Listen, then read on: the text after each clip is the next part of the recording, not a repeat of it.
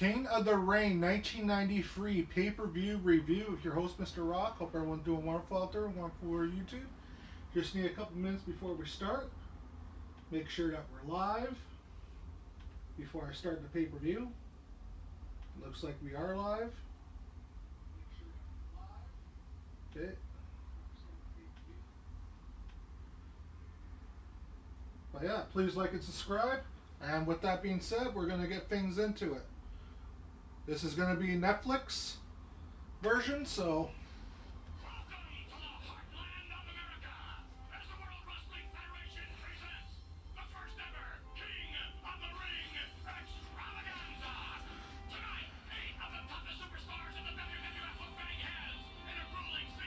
it's been a while since I literally have seen this pay-per-view.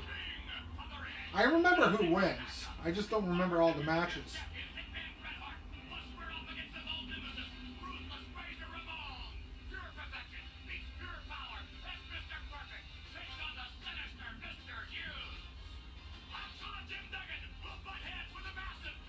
Oh, I'm just gonna make sure that technically the mic's all the way up. Oh yeah, it is.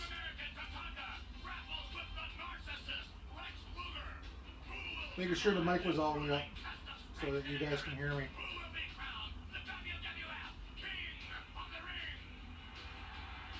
And here we go.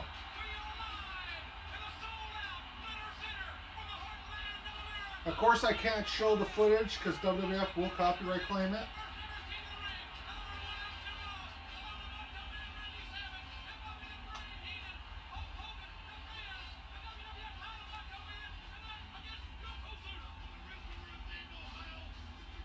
It's good to see Macho there. Jim Ross, it looks like. Bobby the Brain. But yeah, every Sunday we're going to be doing another King of the Ring.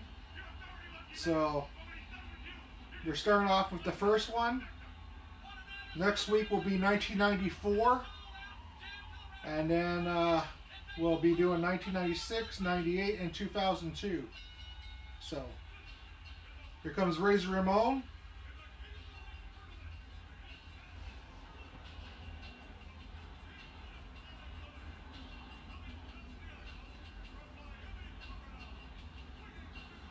Okay, there we go.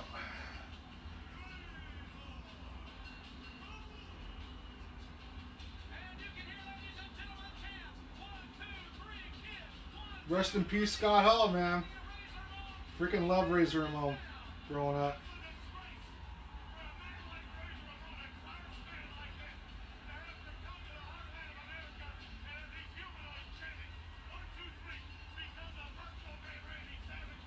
So I'll be rating the matches 1 to 5.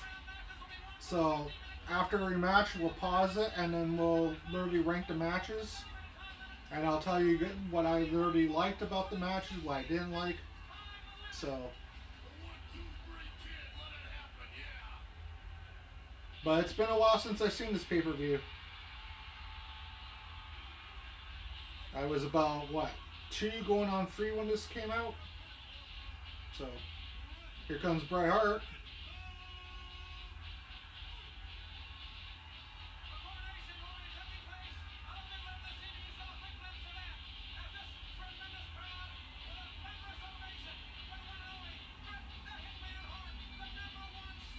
Did these guys wrestle in the 93 Royal Rumble as well? I think, anyways.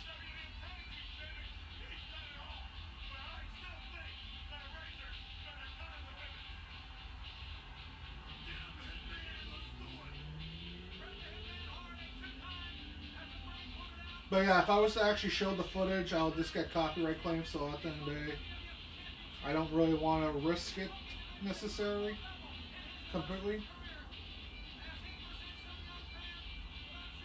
I might risk it for a couple pay-per-views, but not a whole bunch.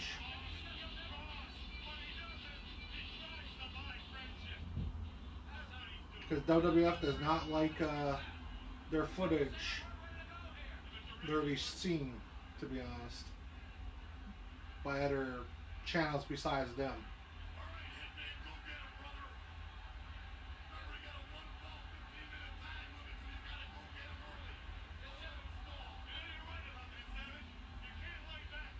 Here we go. Matches start. Here comes a lockup.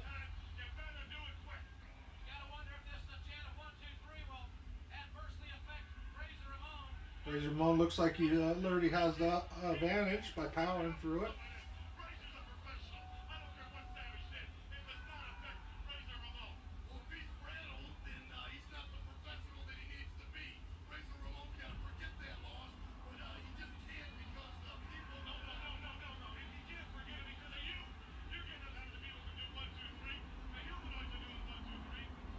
And every Friday we're going to be doing a King of the Ring tournament and video games. So this Friday is going to be WrestleMania 2000 because they have a King of the Ring mode. So we're going to literally find out who is the King of the Ring. So.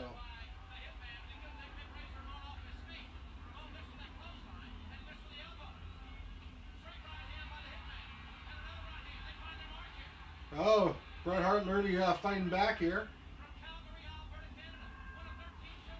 Nice takedown there.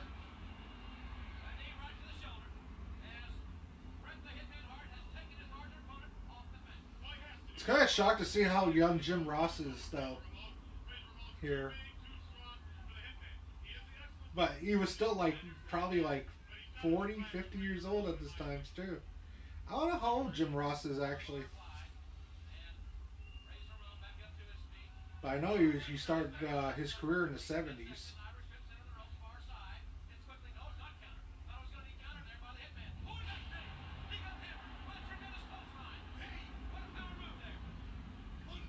Scott Hall with a big elbow misses. Another takedown by Bret Hart.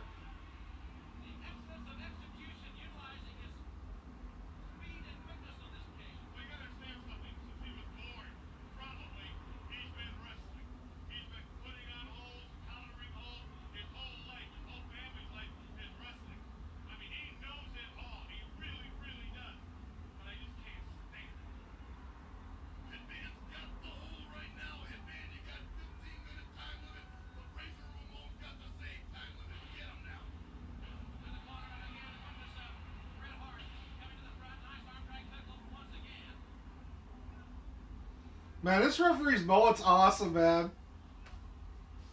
Shout out to the ref in this match. His mullet's pretty awesome, man.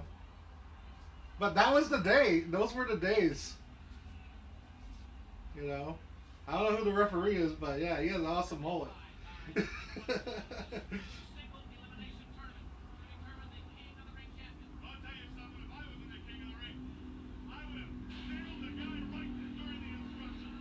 Their takedown by Bret.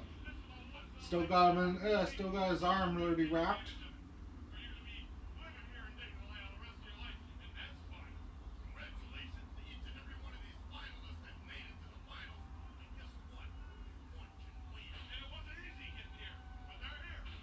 Couple hard shots there by Bret, right into his shoulder.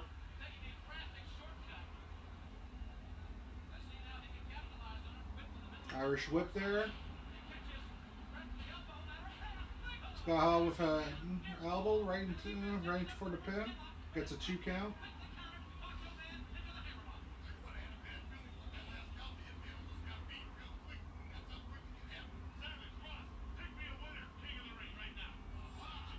But yeah, guys, this is on Netflix, so that's how I'm watching this.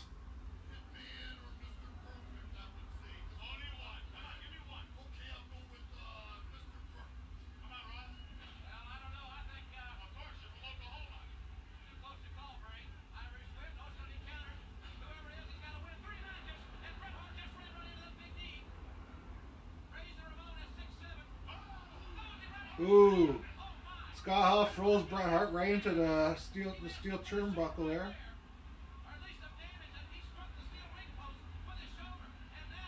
Oh yeah, ring post. That was turnbuckle.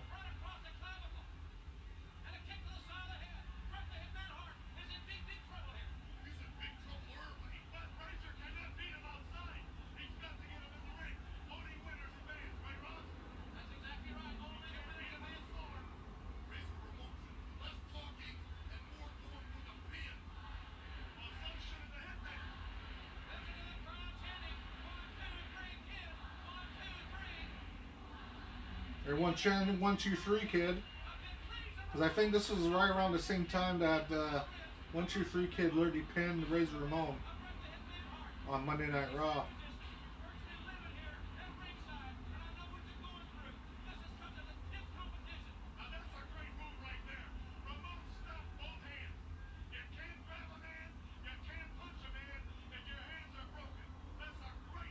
Here comes a fallaway slam, it looks like. Yeah, nice fallaway slam by Scott Hall. Or Razor Ramon onto Bret Hart.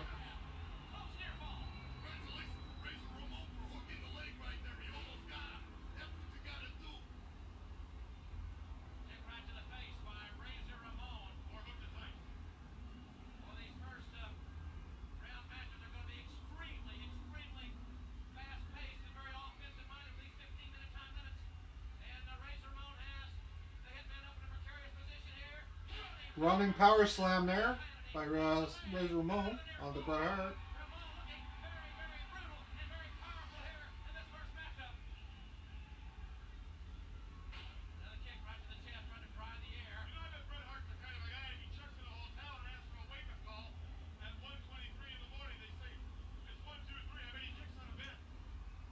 But I still think referees should have molds today. Like this. This referee here. That'd be awesome. And he also has a blue shirt and bow tie. So it literally feels like you're in the right era.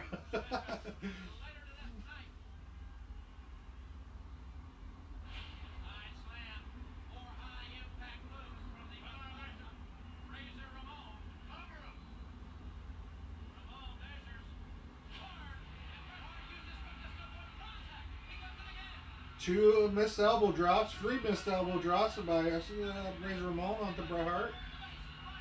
Bret Hart now fighting back. Got him right in the corner. There's some straight punches to the gut and to the face. Ooh, atomic knee drop. And a clothesline. 1, 2.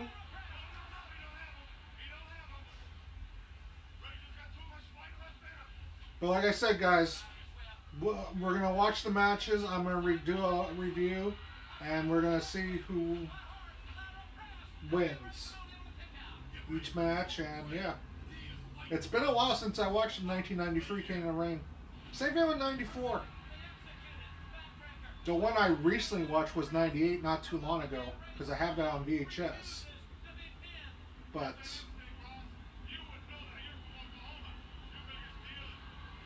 the reason why I'm bringing back King of the Ring, very simple. Because WWE hasn't brought it back since, like, what year? In a way. Like the actual pay-per-view itself. I haven't brought back the pay-per-view in years. Almost a 2 count there by a roll-up by Bret Hart onto Razor Ramon.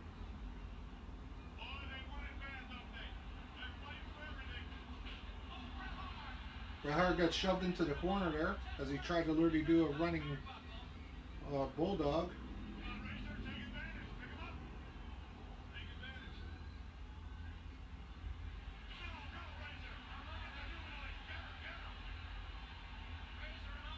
Well, Razor Ramon literally saying for the Razor's Edge.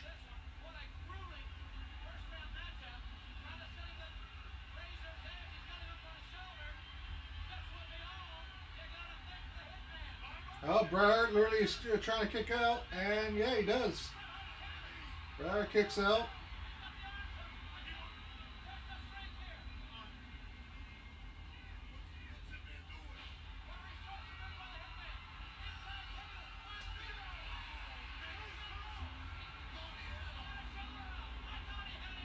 With an inside cradle, Bret Hart gets 2.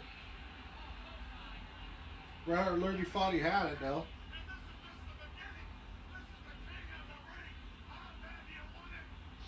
So far, it's been a pretty good match. A lot of back and forth action.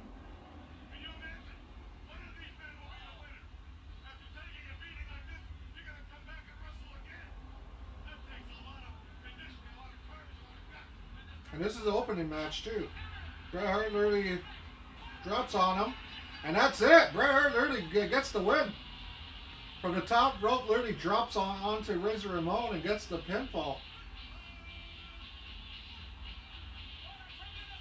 And Bret Hart advances to the King of the Ring. So I'll get my so we're gonna pause and get my honest review.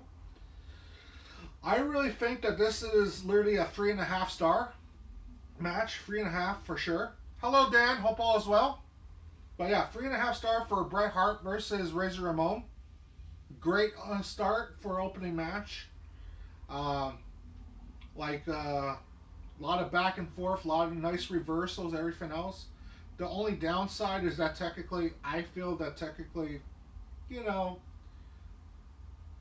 it match could have went a little bit longer. But I understand that technically this is King of the Ring. You got to kind of make the matches a little shorter because you're going to be doing a whole bunch of matches in between. But still, a pretty good match. 3.5 out of 5. And let's continue. But like I said, Dan, I hope you're doing well on this beautiful Sunday.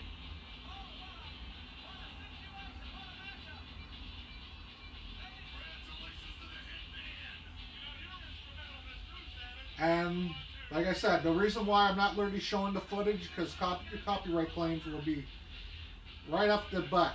Copyright strikes, actually, probably. Not claims, strikes. If I was to literally show actual footage. So.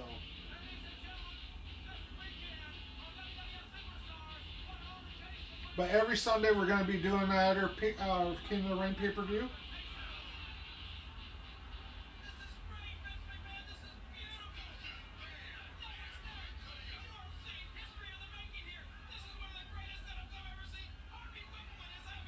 So right now we're doing 1993. Next week is 94. The next week after that, 96, 98, and 2002 to kick off this year. And every Friday we're going to be doing another King of the Ring tournament. So on Friday we got WrestleMania 2000. So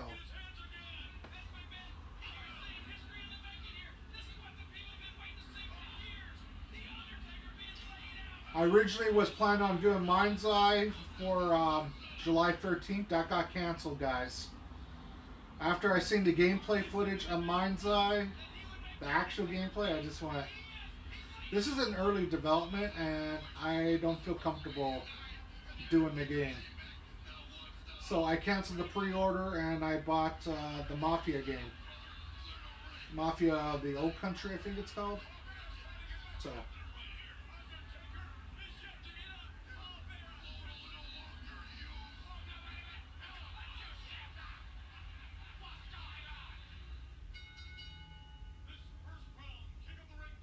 Mr. Hughes is now in the ring.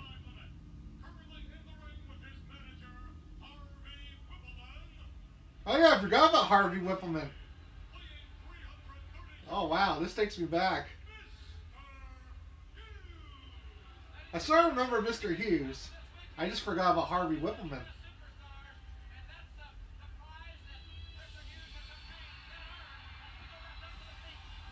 Mr. Hughes versus Mr. Perfect is the next match.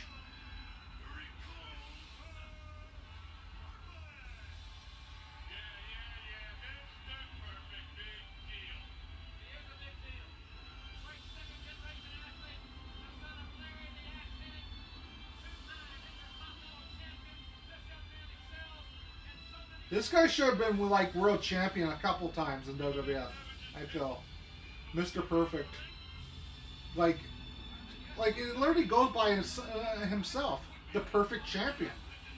You know, he should have won the big. He should have won the WWF champion a couple times at least. He could have been a really good heel champion, but Vince never really liked heels, to be honest. Not until like what 99, 2000 when Triple H became champion. So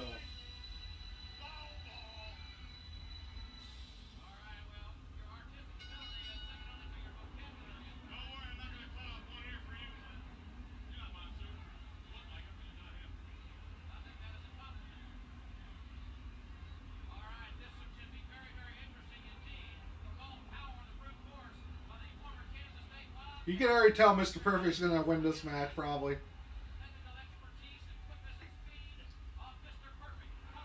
Like, just the size of Curtis Hughes doesn't really match Mr. Perfect.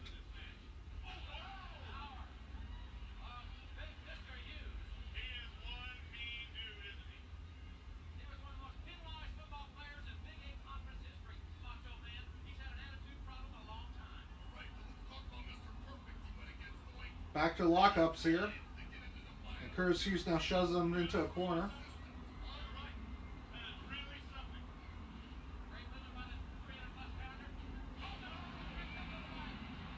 That looked like a botched takeover. Looked like he just threw himself down. Here's a nice running drop kick there.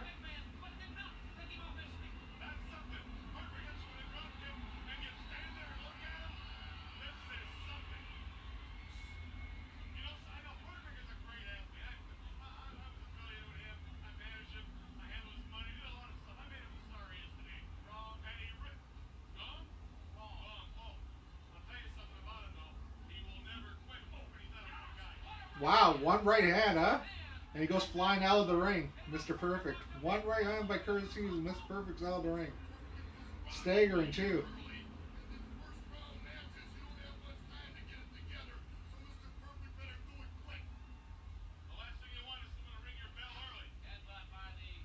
Headbutt by Curtis Hughes to Mr. Perfect. Looks like Curtis Hughes is literally supposed to be like the strong guy here. But I still think Mr. Perfect's going to win this.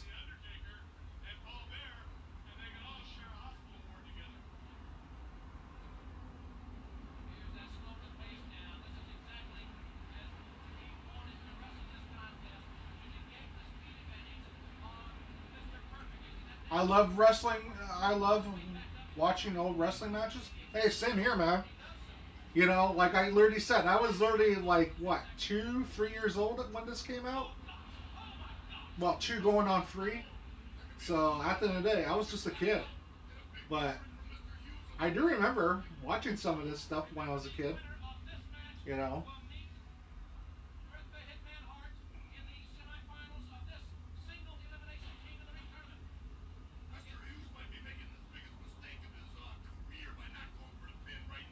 But I can literally say that technically the last match was better than this one so far. You know, like Mr. Hughes is literally using a lot of these like clunky blows in a way. And it just doesn't really look good with Mr. Perfect. It's making Mr. Perfect look weak in a way.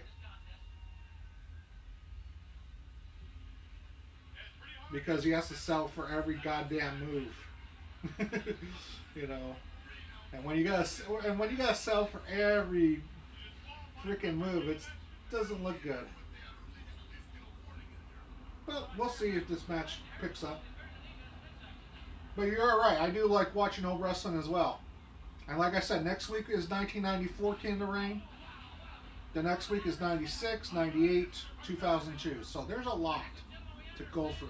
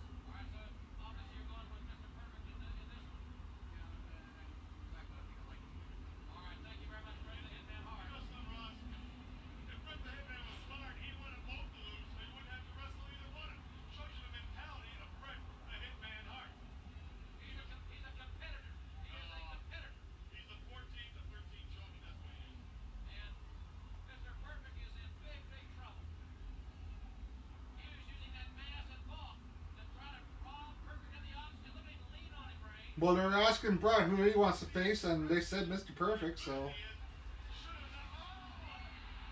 Oh, Curtis Hughes misses the big leg drop there. Look like leg drop into the ropes.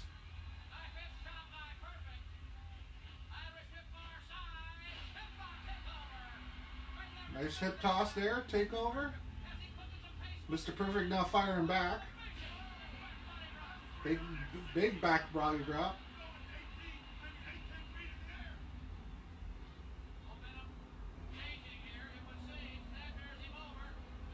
Nice snapmare.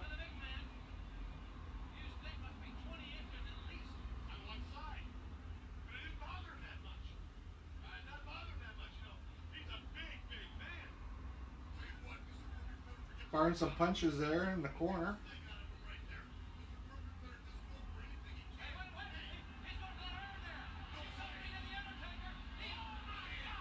Disqualified. That's it. Curtis Hughes hits Mr. Perfect with an urn. Gets himself disqualified. Mr. Perfect wins. Well, my honest thoughts about this match: two, two stars out, 2 stars out of 5. It's okay, but DQ finish. Curtis Hughes just looked like he was just literally being powerful at it and everything else. Mr. Perfect literally had some fight in this match, but at the end of the day, I don't like DQ finishes. It just didn't look right, and especially the way how he literally had to pick up the urn. Like it literally looked like it was a botch finish because it literally looked like it took him 20 seconds to pick up the damn urn and hit him.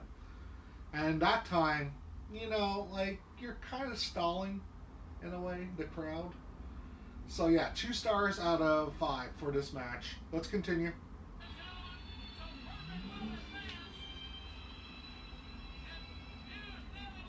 But yeah, the first match was definitely better, my opinion.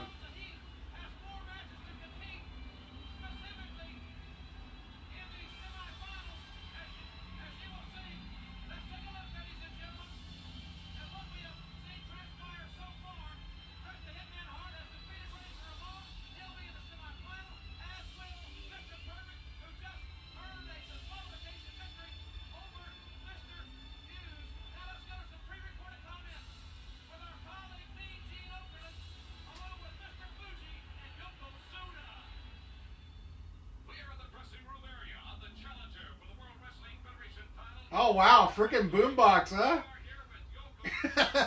They got a freaking boombox they're showing.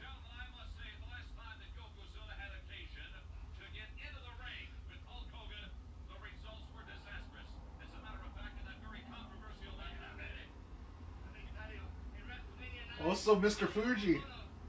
I love Mr. Fuji and Yokozuna back in the day.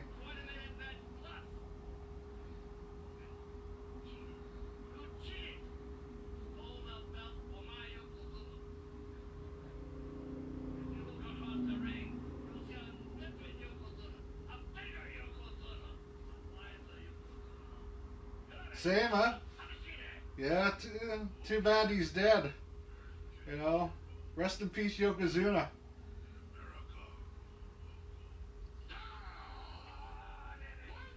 He was such a good heel champion. Such a good heel champion. Here comes Bam Bam Bigelow. Another big guy that I miss. Rest in peace, Bam Bam Bigelow.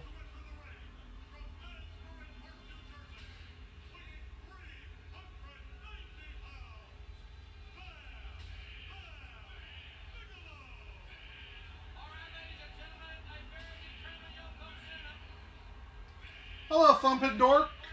Hope all is well. Still the #1 Dorker. Or Dworker. All depends on how you say it.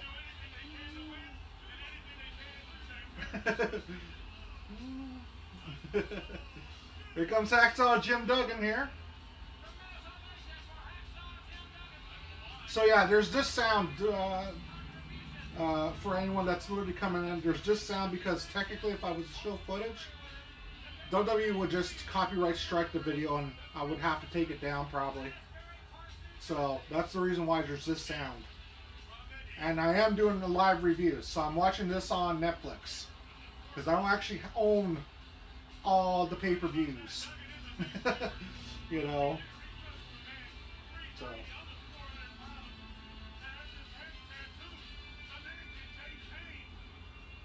Here comes Hacksaw Jim Duggan as America freaking thing. Looks like a swimsuit almost. I'm gonna say that's a swimsuit. I'm not gonna say those are tights. I'm gonna say that's a swimsuit, man. That literally looks like a swimsuit that some girl would wear.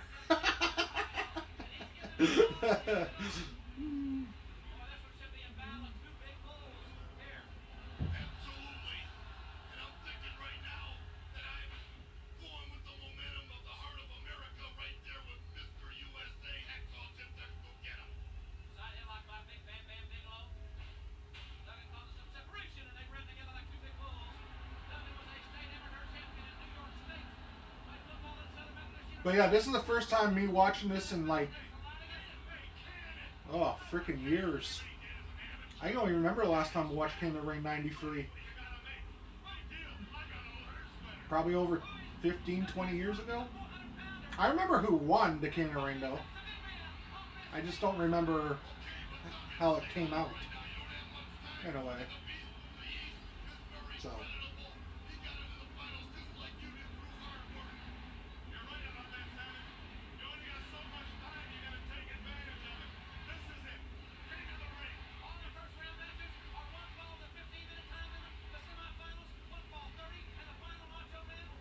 But yeah, every Sunday is going to be at our King of the Ring pay-per-view.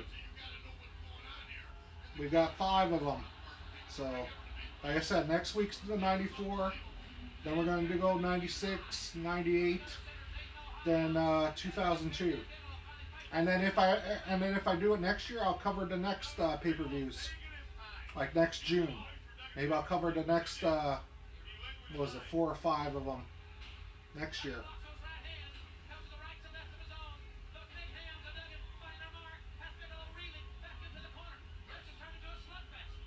Because I kind of wish WWE would actually bring back the King of the Ring pay-per-view.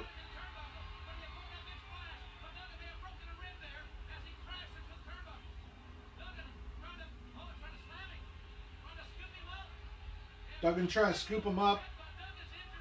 Now he headbutt there by Bam Bam Bigelow into Hacksaw.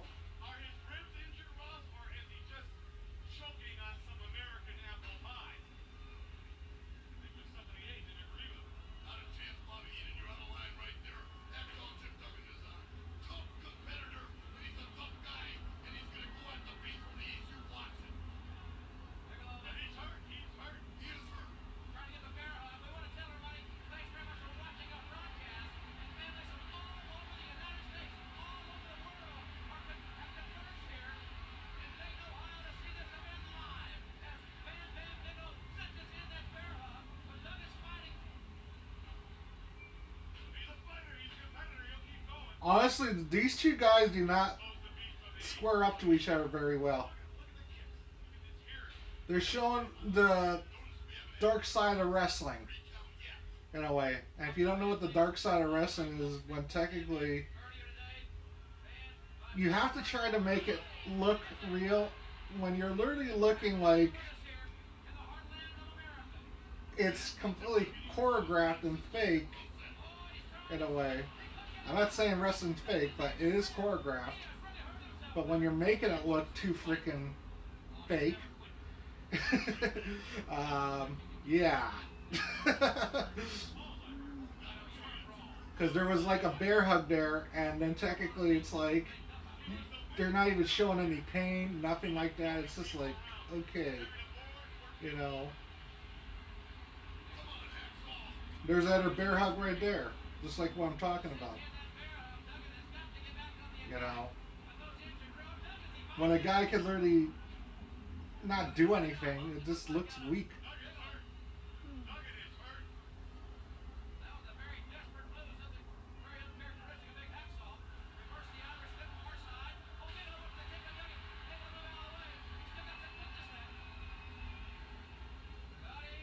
Nice, nice body slam there by Hacksaw Jim Duggan onto Bam Bam Bigelow.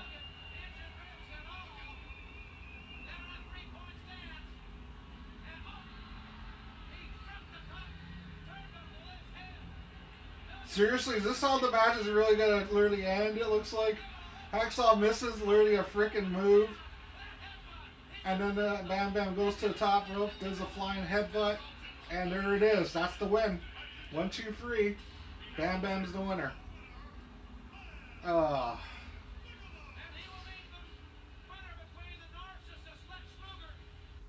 so for this match, 1.5 stars in a way. It's actually it's actually worse than that last match. And you're gonna say, wait, why? Like I said, when you're literally showing the freaking ins and outs of wrestling like that, like the bear hugs, like they literally did it like 3, 4 times during this match. They went for the bear hug in the match. You got Hacksaw, Bam Bam Bigelow doing the bear hug, and then Hacksaw just literally lifting his arms and then literally biting them and everything else. Like not showing any effect that the bear hug's literally doing anything in a way, and it just made it look really, really weak, in my opinion. But yeah, with that being said, we're gonna get back into it. Like I said, 1.5 out of 5 stars for that match.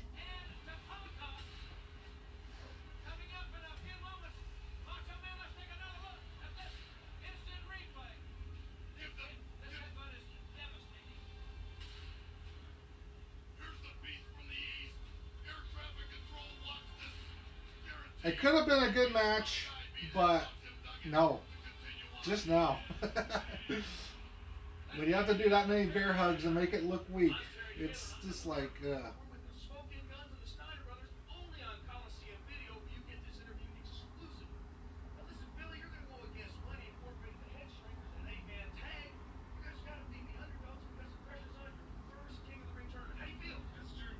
I forgot about the Smoking Guns tag team like this. Billy and Bart Gunn.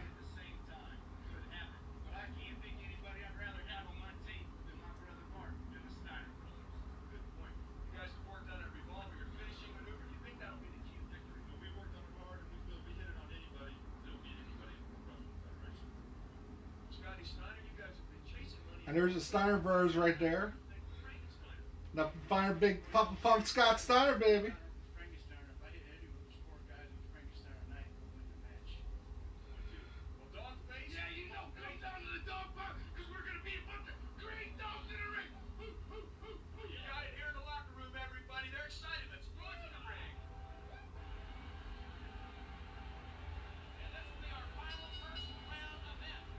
Here comes the narcissist. Lex Luger, baby.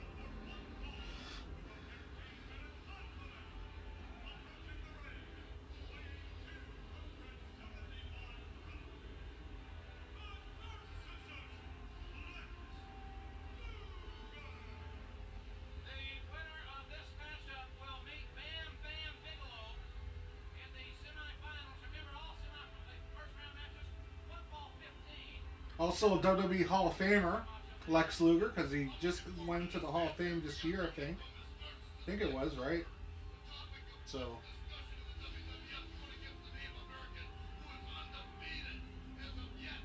let's go Bam Bam. Yeah, Bam Bam just won. So, and like I said, the worst match of the night so far. There could be other matches that are bad, but that was one of the worst matches because technically, like I said, when you have to do 4 or 5 bear hugs and make it look so weak in a way, like there's no like strength involved in the hug. It's like me hugging a teddy bear in a way, and then literally putting it down, and then going back up and trying to give a hug in a way. You know, it's like no.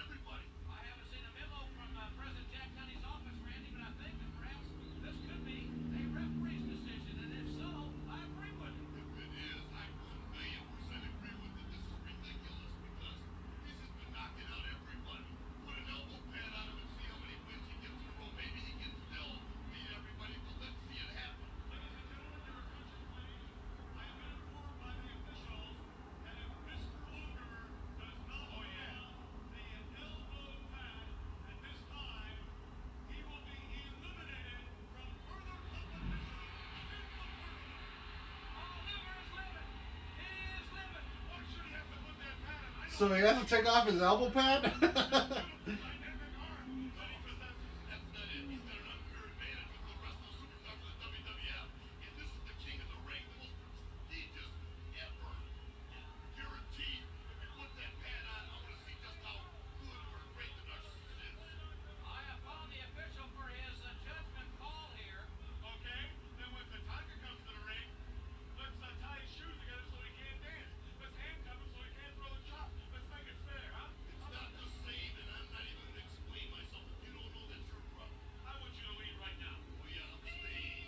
Well, he's putting the elbow pad back on now. And here comes Tatanka. I used to love Tatanka as well.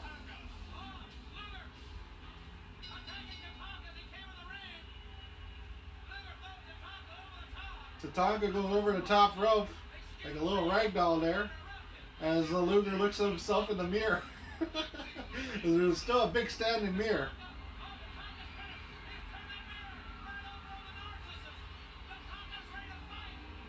Well, now Tatanka broke the mirror over Lex Luger. I guess that's what, 7 years of bad luck? Isn't that the thing?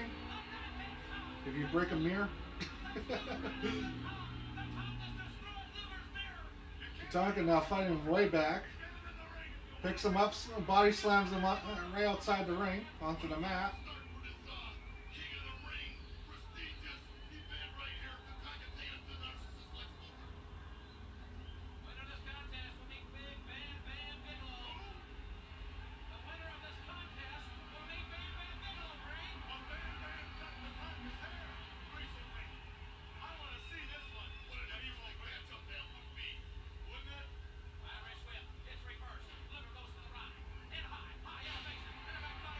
Back body drop from Tatanka onto Lex Luger.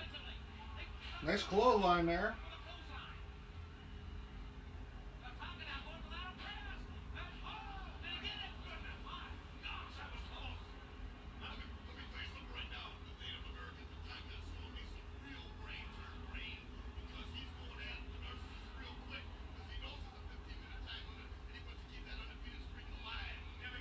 I think Tatanka was just on an episode of, what was it, Saturday Night's Main Event, I heard? So, I think someone told me that. So both guys are still alive, at least.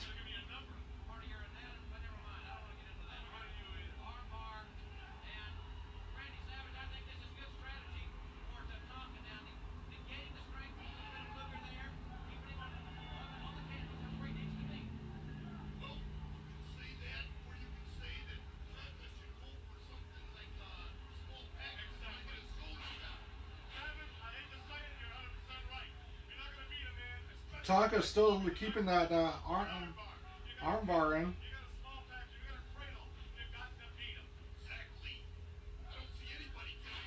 Ooh, dropping a leg on his arm. Nice leg drop on his arm there. But yeah, Tatanka literally staying focused on that one arm there.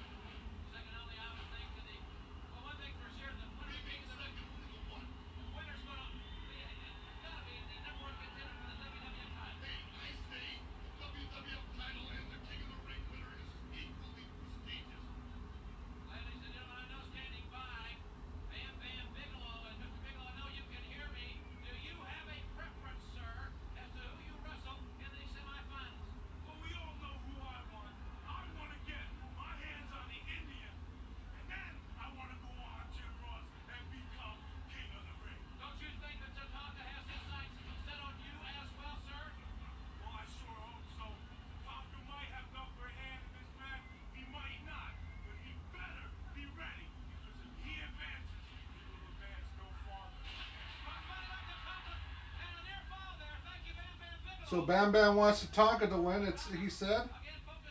So, we'll see.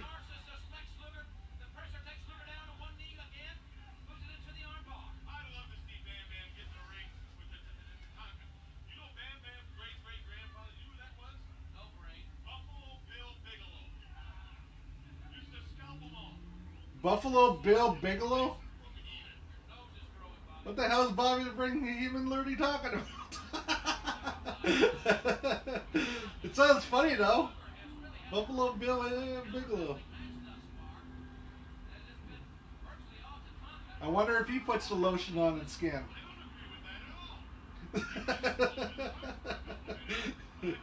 And if you don't know the reference, well, you haven't watched Silence of the Lambs.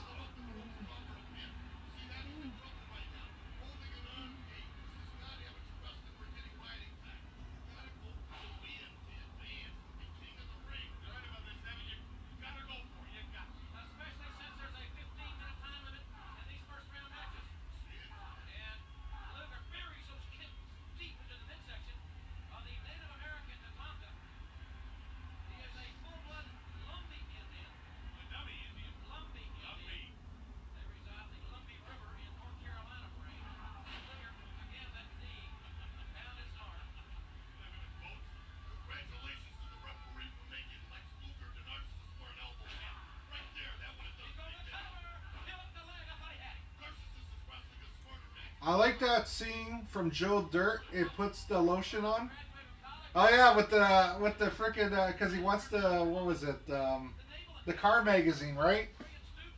And then he literally says, "Well, you get the car magazine, you can put the lotion on its skin."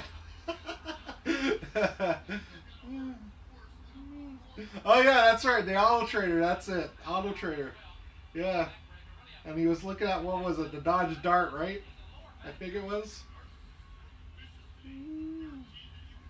So.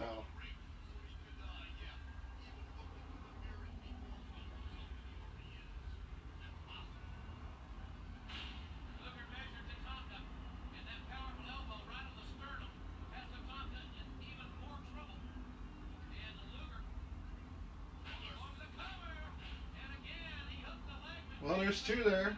Lex Luger's trying his best to win.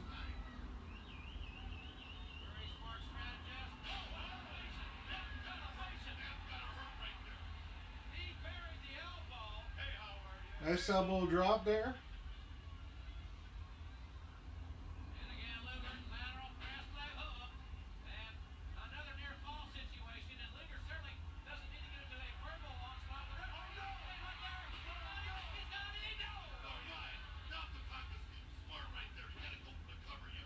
But yeah, Joe Dirt is a classic movie, and I do enjoy that movie.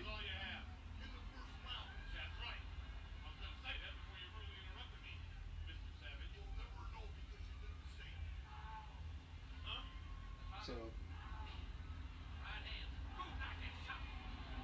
Tonka now fighting back with some chops into the corner. Now Luger fighting back, trying to get out of the corner.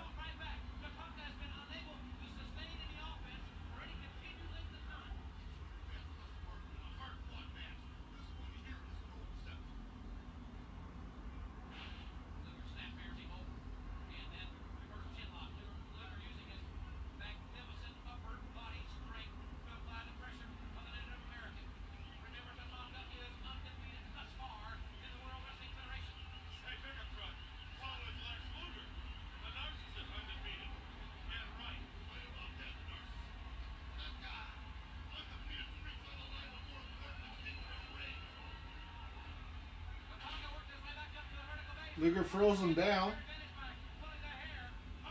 by literally grabbing his hair and just throwing him down on the mat. Now applying, what is that, the chin lock? I think it says.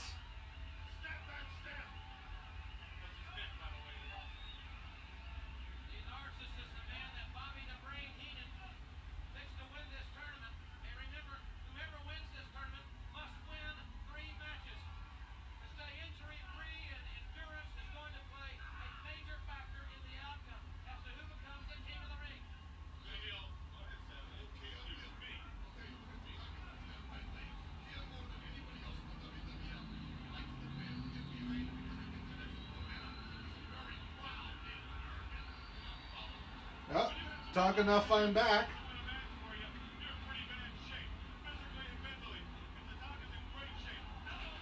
But then runs right into a clothesline.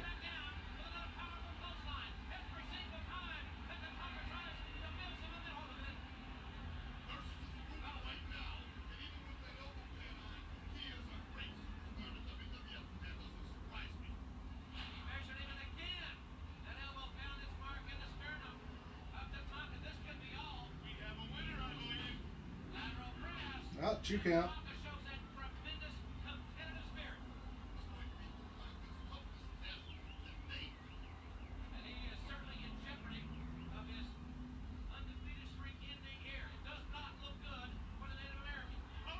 Oh, there's an inside cradle. And 2. Tonka almost got the win. With a nice inside cradle there.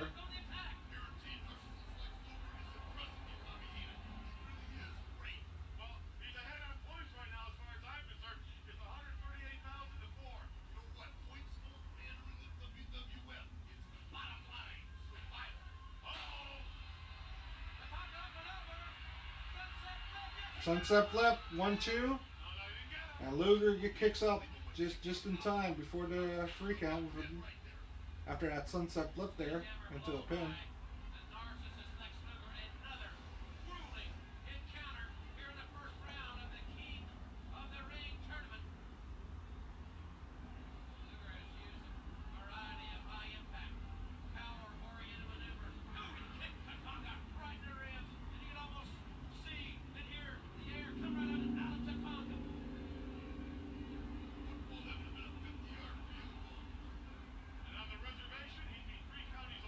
But I still think that this referee looks like he could have been in the movie Joe Dirt as well, with that awesome mullet.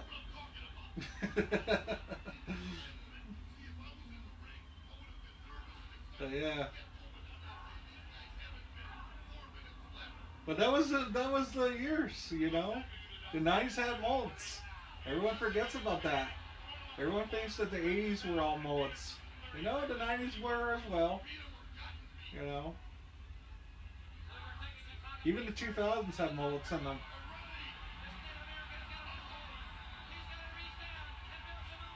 They stopped being popular back in, what was it? Probably by '05. I think the mullets started fading out.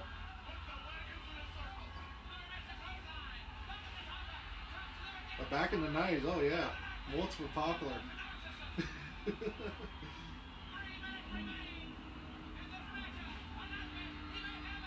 1-2. Tatanka gets the 2 count there.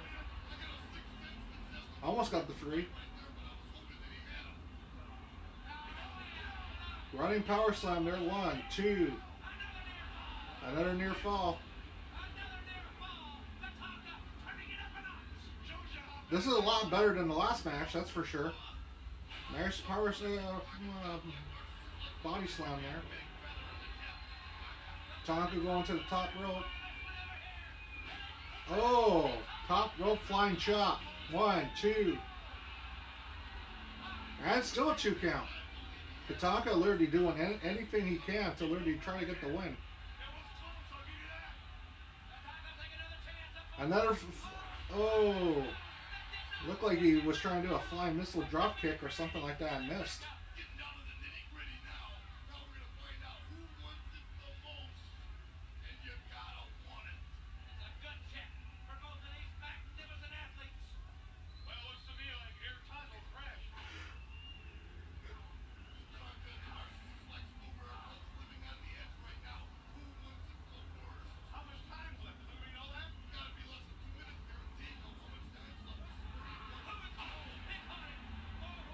Nice clothesline there from Lex Luger. 1-2. Still 2 count. Oh, 90 seconds remaining. So are they both going to be literally counted out or what? Because there's only 50-minute time limit. There's a 2 count.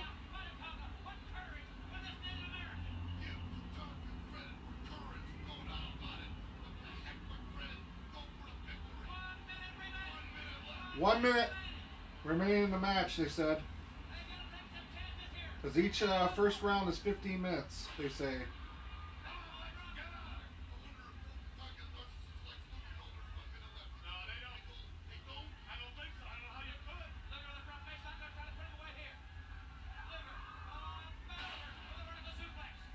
There's a nice suplex there, but you got to go for the pin, guys. There's only 1 minute left. Less than 1 minute.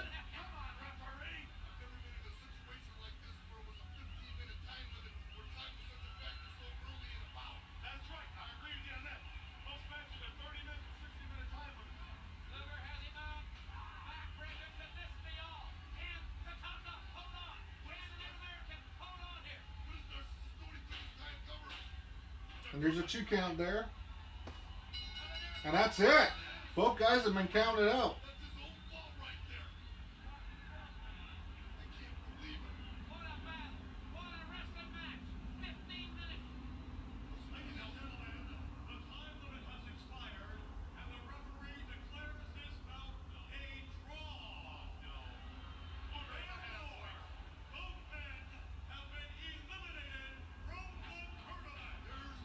Both guys eliminated from the tournament because it was a count out.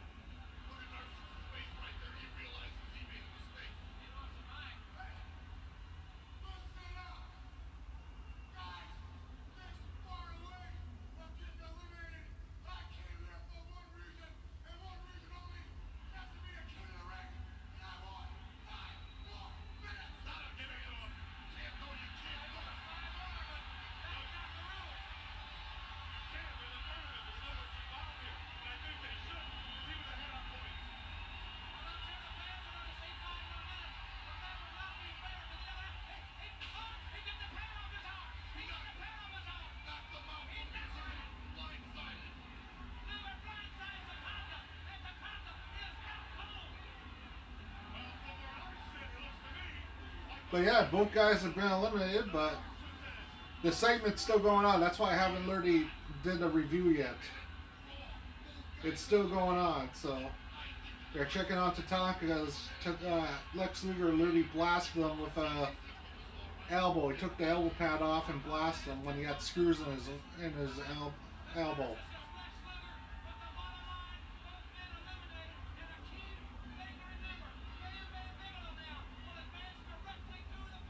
So now they're saying Bam Bam has advanced to the finals because both men have been eliminated. Okay, now the segment's over, so now we can pause it and literally say the review on that match. Honestly, I thought that match was really good in a way. I would literally say that's a 3.5 star match. Went the full distance, 15. They made you believe that there was going to be a winner. And honestly, even though technically there was literally the count out, I still think that technically, like, when you literally do a match like that, it literally benefits both wrestlers. You know, both wrestlers look strong. You know, Tatanka with the flying chops there, you know, trying to fight back. Lex Luger with his, you know, heelish tactics. I think that technically the match looks strong. 3.5. It could have been a lot higher if there was a clear winner. I would have given it a 4 if there was a clear winner, but technically, because there wasn't a clear winner, that's why I'm literally giving it such a low ranking. So, yeah, 3.5. I still think it was a pretty good match.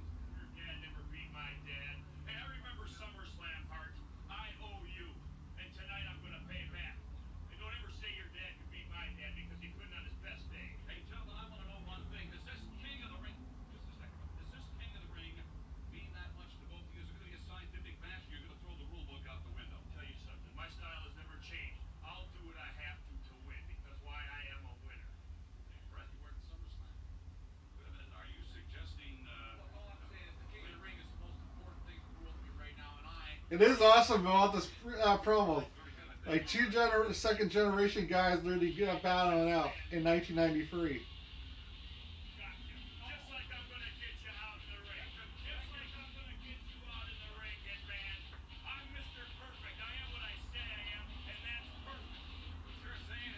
But I still think Mr. Perfect should have been WWF champion a few times. At least two times. Especially in the 90s. You know.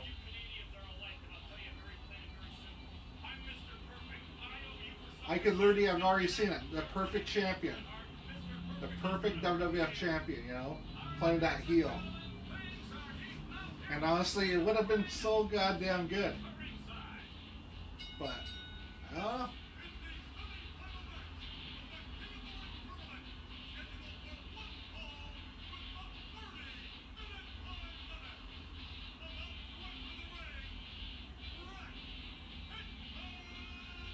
and here we go. Mr. Perfect versus Bret Hart. Semi-final match. Winner meets Bam Bam Bigelow in the finals.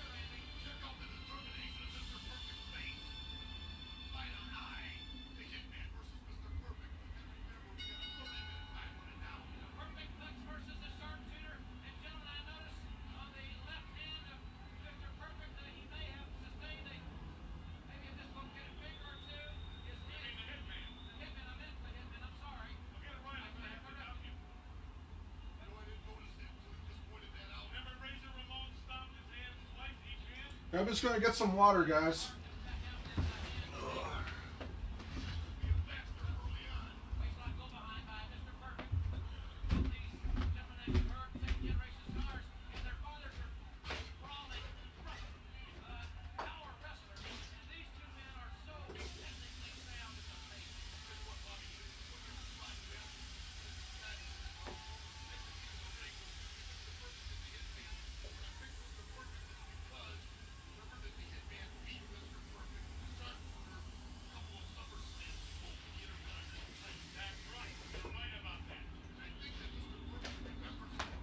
Okay, I'm coming back.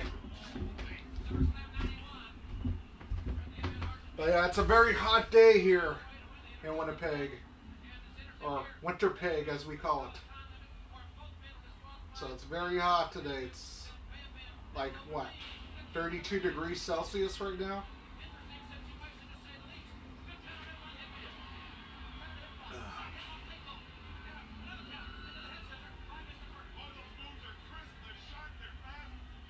And it's been like that steady for the past, like, what, week? We've been in the 30s.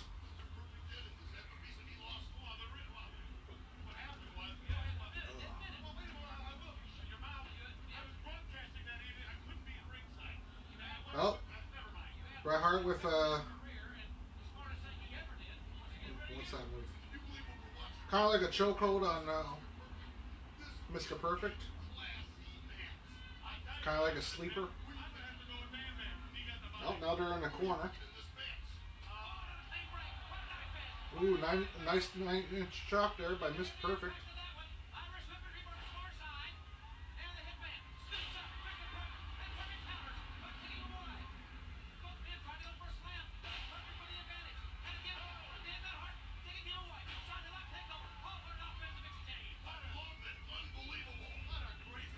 But I always did think that Mr. Perfect and Bret Hart did have good chemistry together. I do remember watching their 1993 SummerSlam, which I think is what the next pay per view after this. I think is SummerSlam,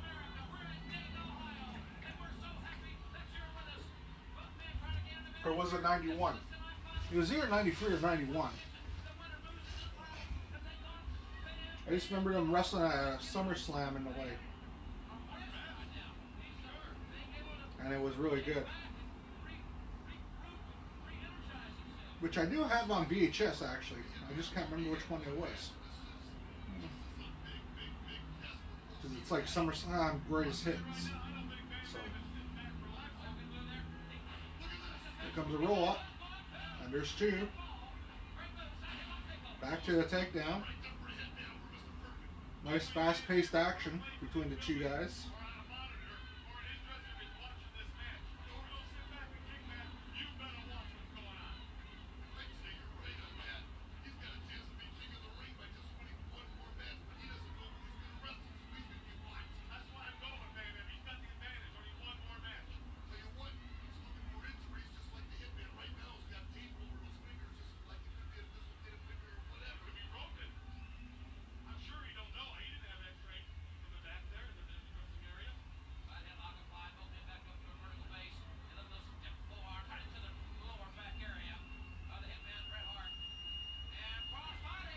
And the crossbody.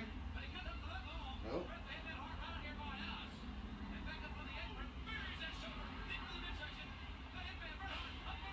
Nice sunset foot. And there's a two.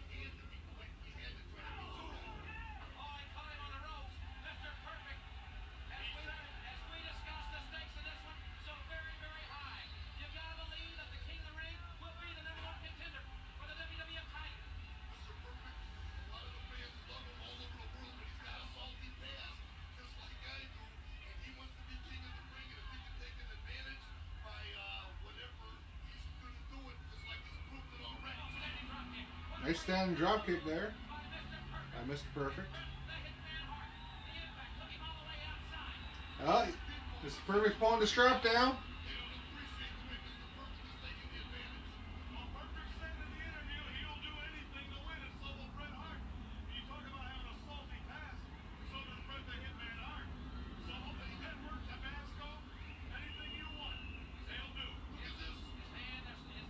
Well, Mr. Perfect being nice by literally letting him come in the ring. Then kicks him the second he gets in.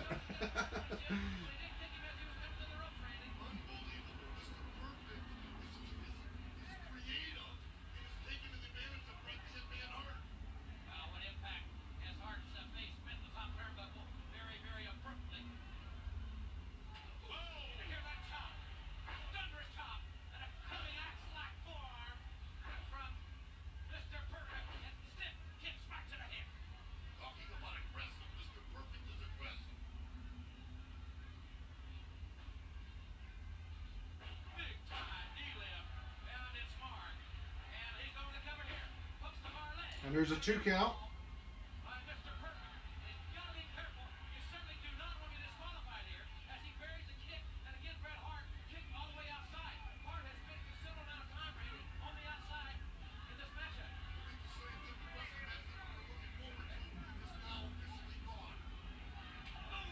Ooh.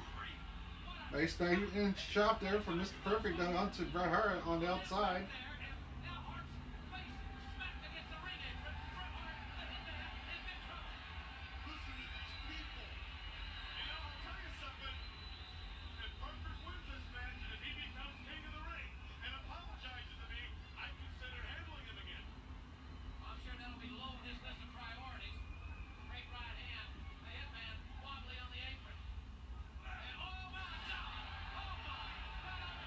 Wow.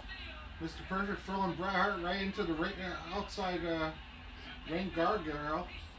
with the ropes.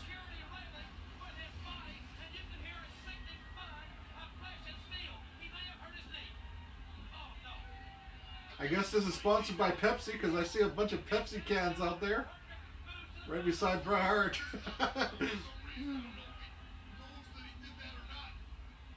I forgot when Pepsi used to look like that too, because now it doesn't even look like that anymore. You know, like the original Pepsi cans from way back in the day. Now today it's all the blue can. You know, but back in the day it used to be the silver, and then they used to have the like the white and blue and red logo.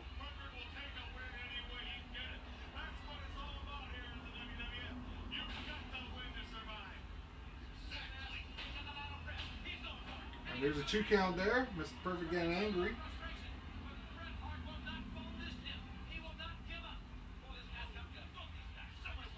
It's been a good match so far.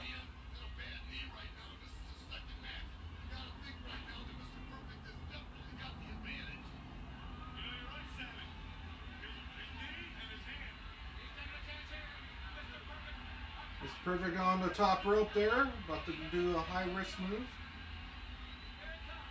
Oh, nice. What's that? Oh, foot on the rope. Leg drop. That's it. Nice flying leg drop. I was trying to think of the move there for a second.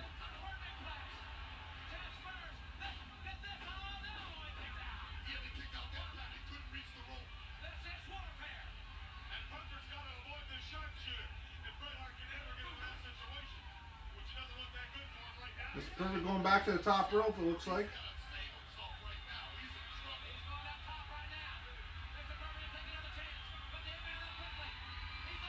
Bret Hart back to his feet.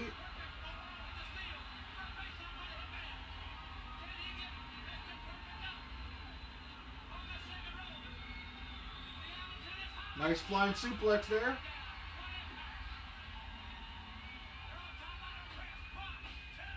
And there's a 2 count.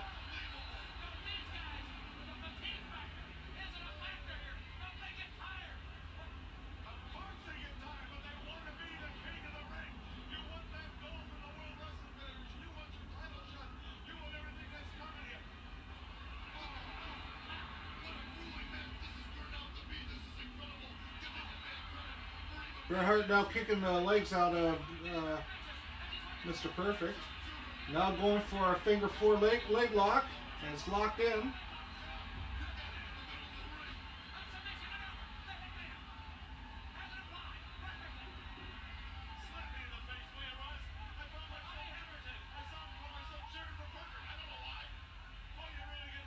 Bret Hart's not saying woo though. He used to say woo. He's got him in the finger four leg lock. Say woo. It's Nature Boy's move.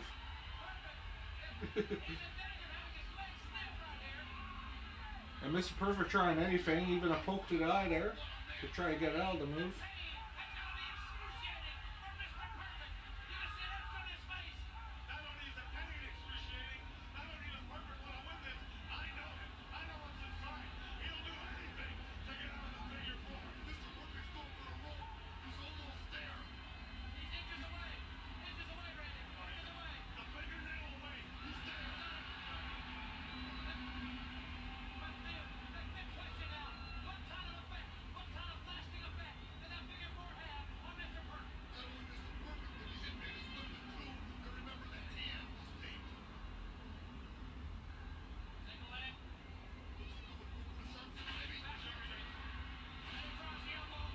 Mr. Bret Hart's still working on Mr. Perfect's legs there. Trying to weaken them up. I think he's weakening them up for the sharpshooter. Going for a toe hold there.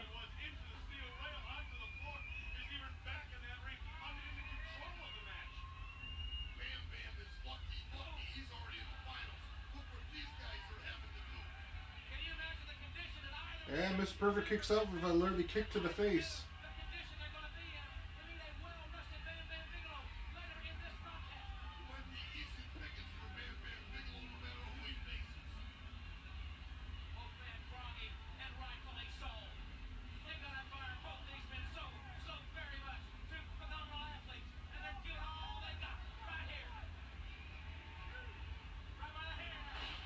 Ooh.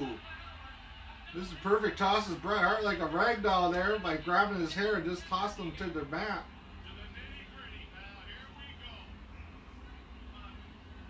With a nice hip toss.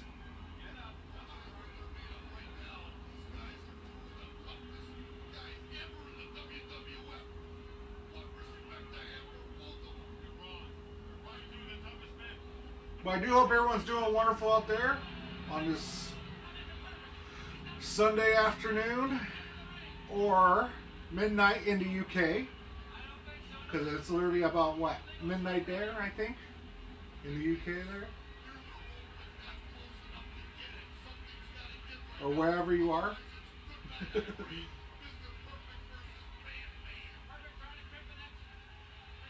think we've been streaming for about, what, over an hour now?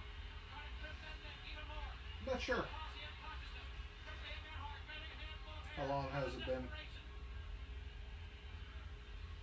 Oh. Here, I'll take a look. See how long we've been streaming. Yeah. Okay, way over. Almost an hour and 20 minutes, it says.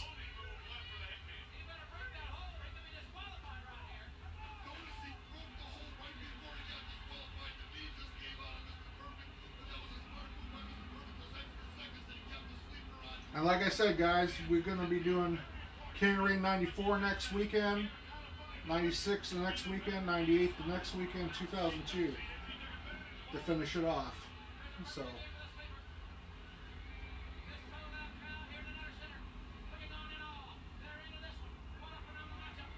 Mr. Foot's rope feet are on the rope as he's got him in a chokehold.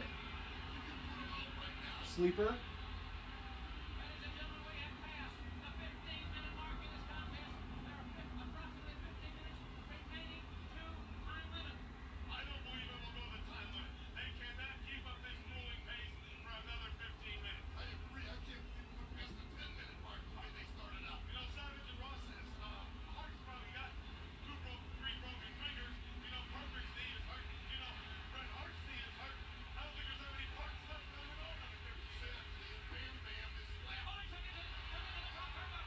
Hart throws Turnbuckle's head into the top turnbuckle there to get out of the sleeper.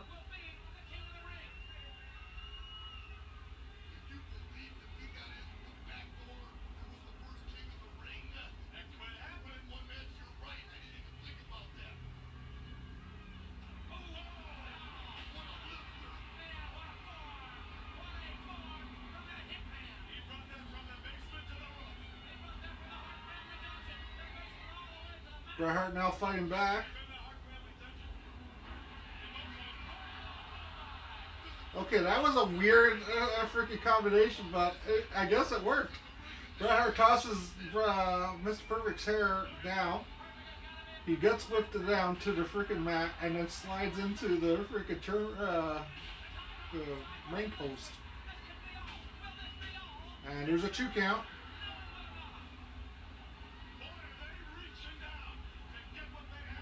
It's been a good match so far. I would say probably the best match of the night is going towards this match here. A lot of nice back and forth chemistry. Both guys look good.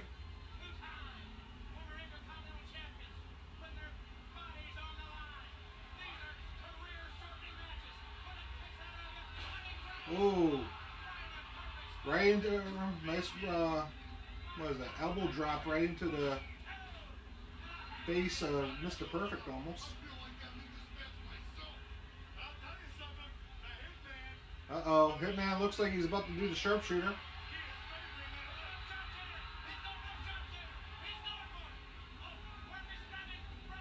Nope, Mr. Perfect reverses the sharpshooter by literally grabbing his fingers and stomping on him.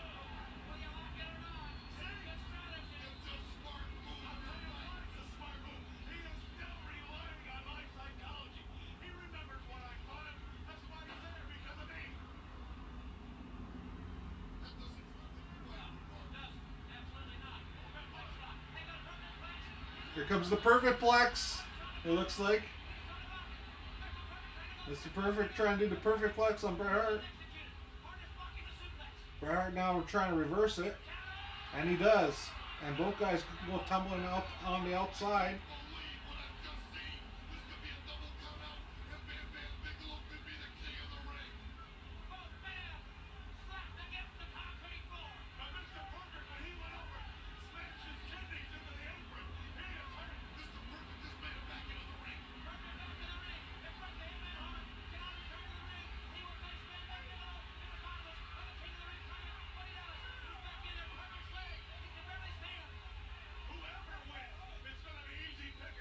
Both guys back in the ring now. And here comes Mr. Perfect inside cradle. And Bret Hart with a literally reverses inside cradle into his own, and Bret Hart wins.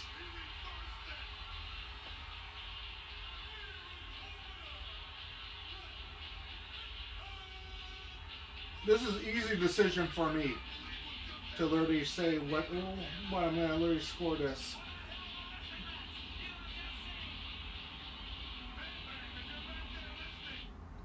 So easy for me to say 4.5 out of 5 stars.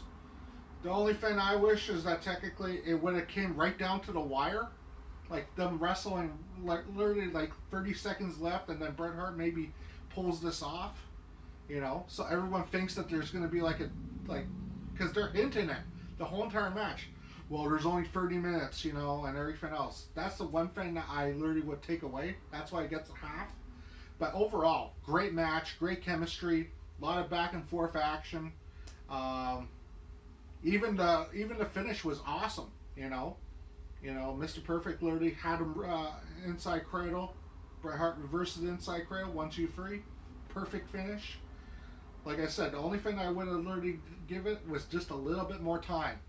Literally give it right to the 30-second mark. 29 and a half in a way. And then people would be like, "Whoa, we're really running out of time." And it's just like, yeah, this match would have needed at least right then and there. But yeah, overall, great match.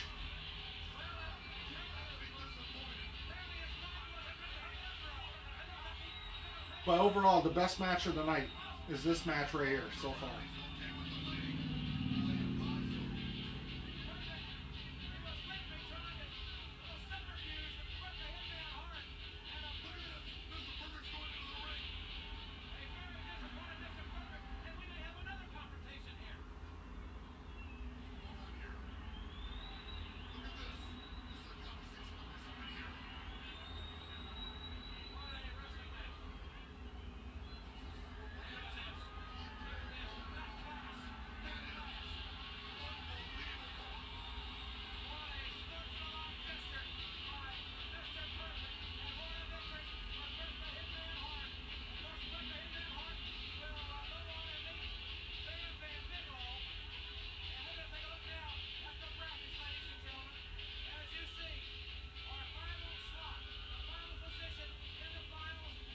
So the finals is Bret Hart versus Bam Bam Bigelow.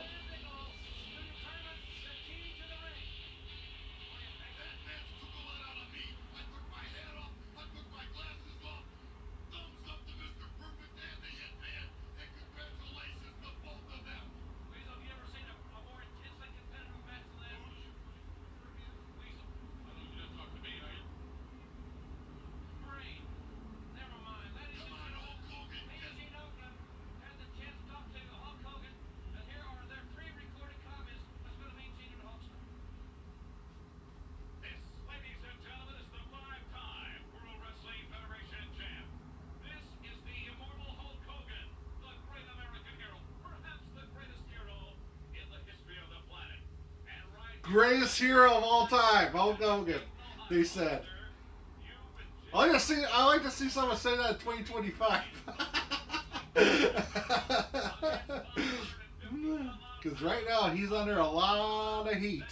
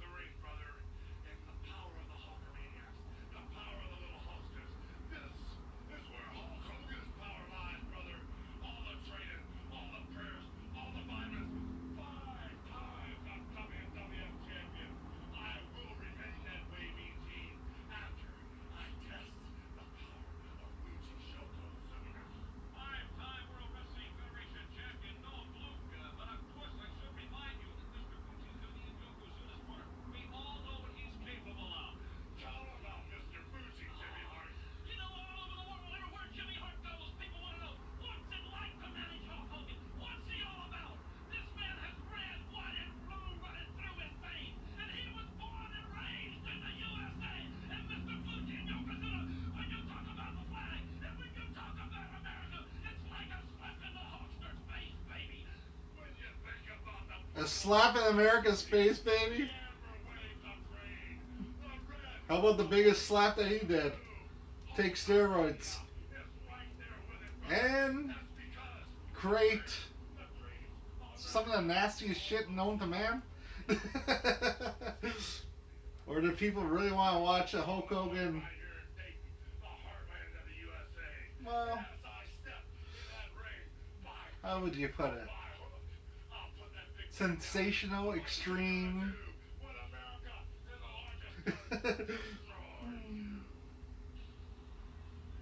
stuff.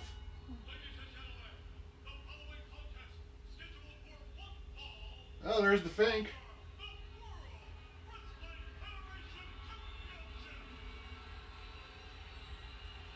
Here comes Yokozuna. Rest in peace.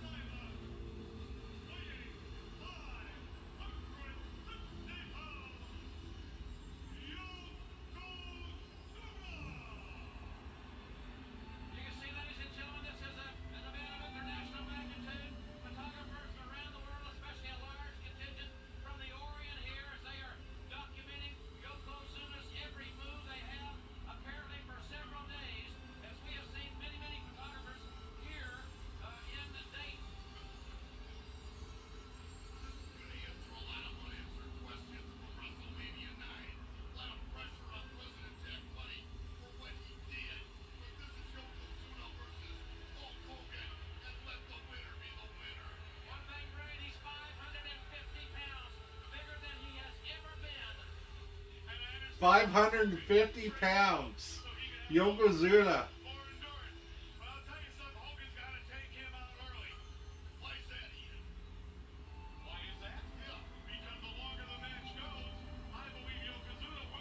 And the guy was so freaking athletic as well. You know, for his size, like 550 pounds. I don't even think I could learn to get out of bed if I weighed 550 pounds. And this guy's in the middle of the ring with Hulk Hogan.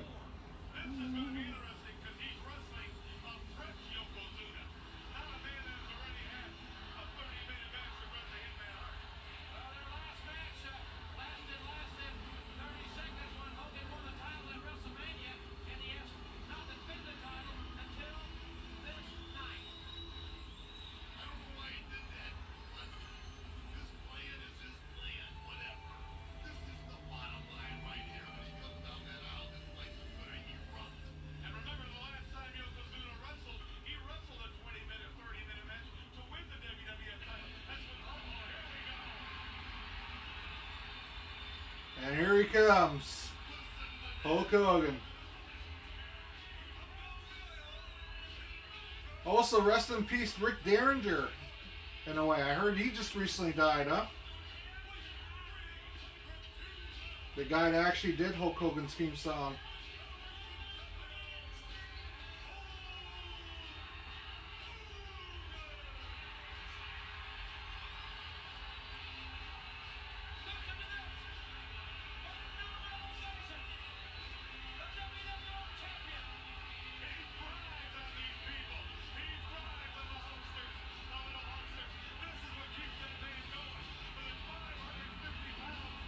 And it kind of always blew my mind that Hulk Hogan never really had a different theme song during like WWF. It was always like this theme song here, you know.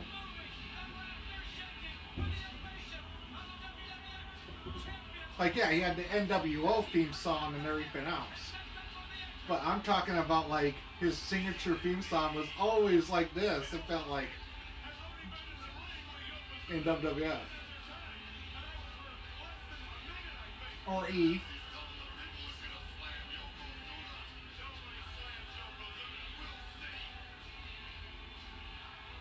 I know he had Voodoo Child as well,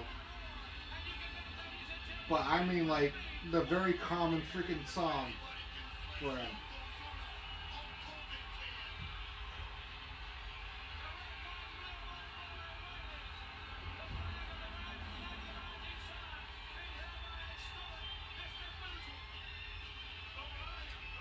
Imagine the smell. Hello, Lincoln Pork. What smell? Of Hulk Hogan?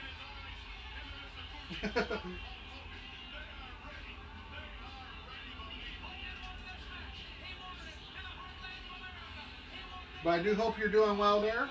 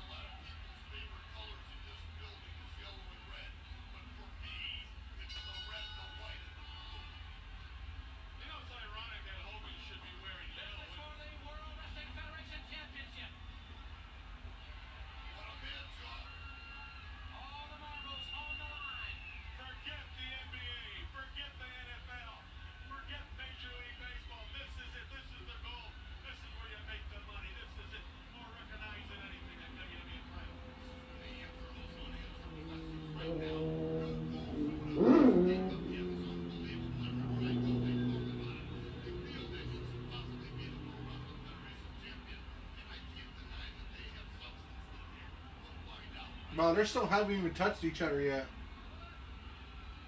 The match started, but they haven't even touched each other. This is literally going around the ring.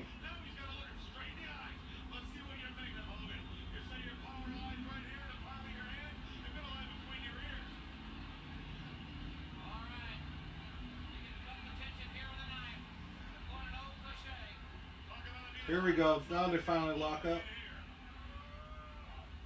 Hogan powers out.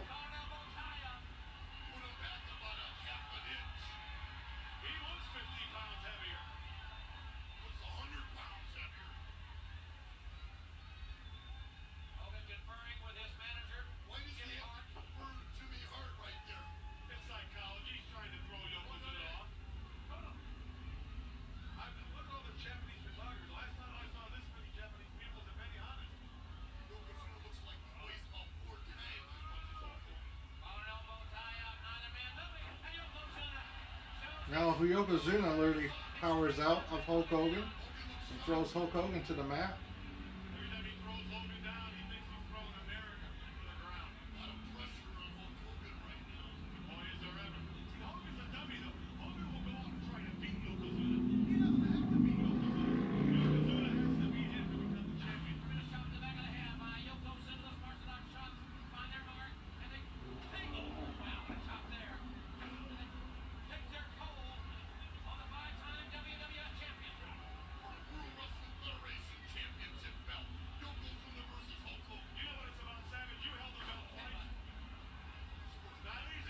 It's kind of weird that they literally put this match on like right in the middle. You know, wouldn't you think they'll finish the King of Ring tourney and then put the championship match on last? I'm not Vince McMahon, so, but I'm just saying if I was to literally put it, usually a championship match would go on last.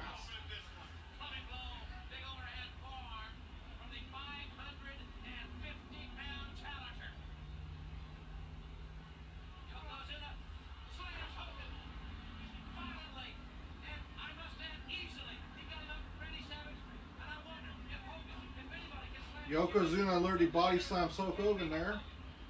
Hulk Hogan staggering into the corner.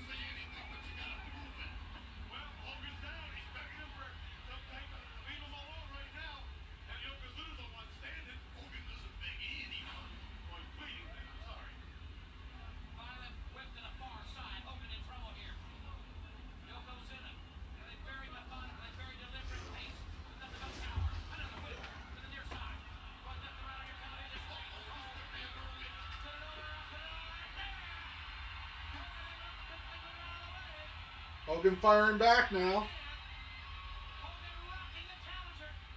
with some straight punches to the forehead.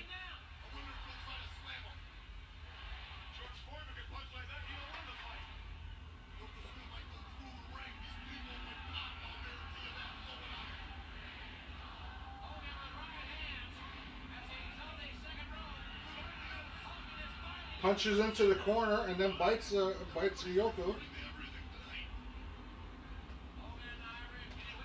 in the corner. Now clothesline in the corner.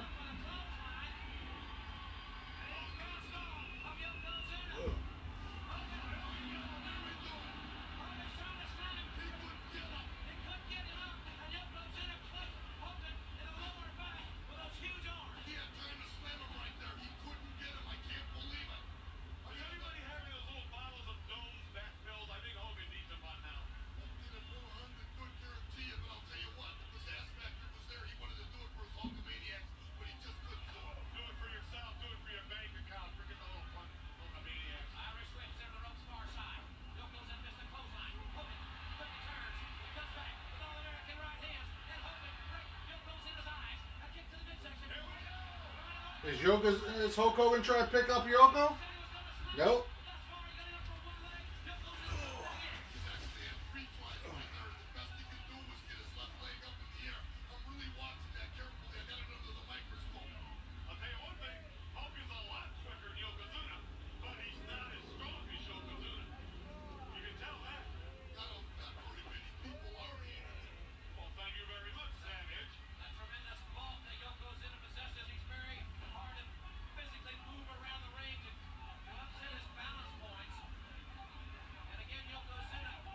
Hate to say this, but this is probably a bad match in a way.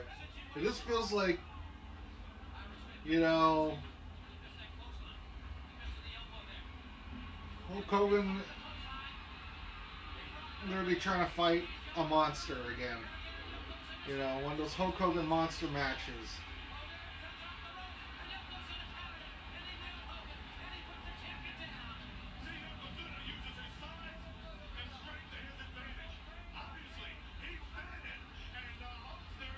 And my biggest problem is that Hulk Hogan was never really, how do I say this in a nice way? A great wrestler. In a way. He was okay wrestler, but he was never a great wrestler. He always had the same freaking style. You know, I gotta hook up. I gotta do this. You know, gotta hit the leg drop. You know, but yeah.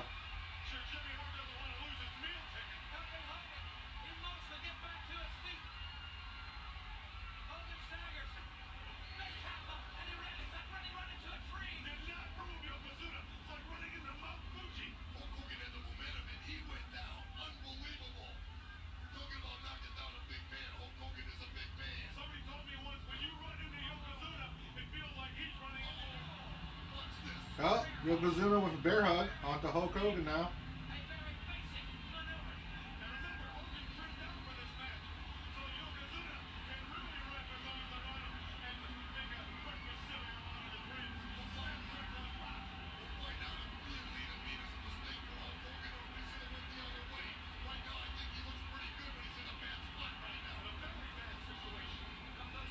But yeah, like I said, guys, next week is King of the Ring 94 review. And then King of the Ring 96 the next week, 98, 2002. This Friday is going to be WrestleMania 2000. We're going to be simulating the King of the Ring on a video game. Celebrity C is going to be King of the Ring. So, we got video games and pay-per-views and all that jazz. So,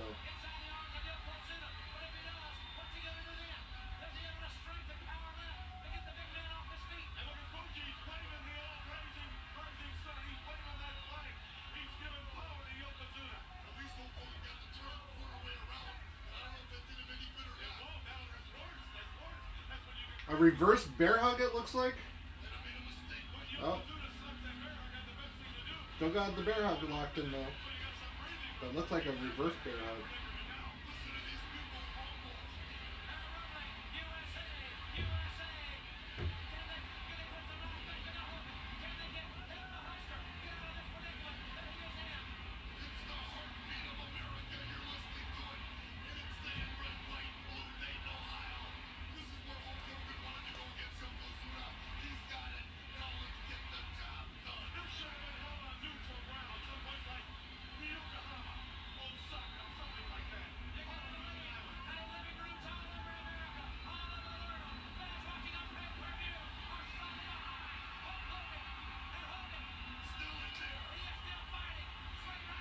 Hogan now fighting back out of the bear hug after being in it for like 2 minutes there.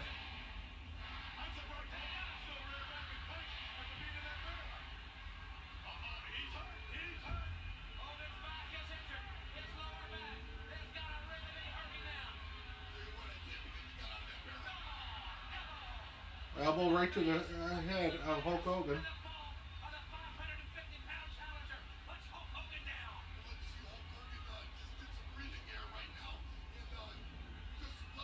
But so far, this has been a pretty bad match.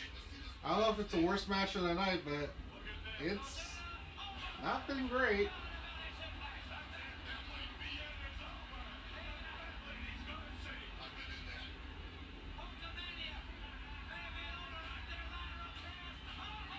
And Hulk Hogan counters out. Now he's hulking up.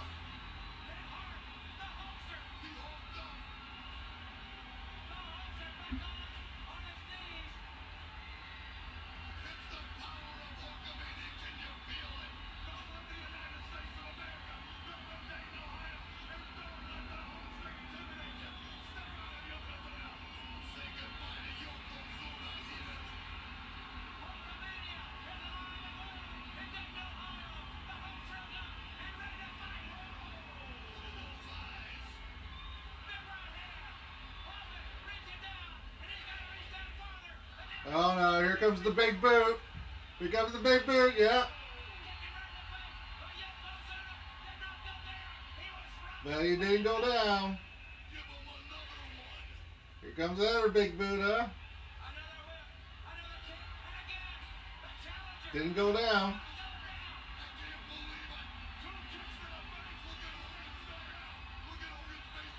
Is he gonna do another one?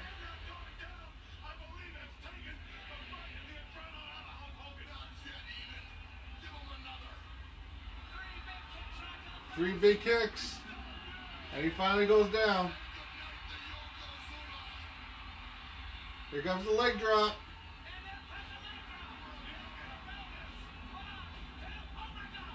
And Yokozuna kicks out right at 2.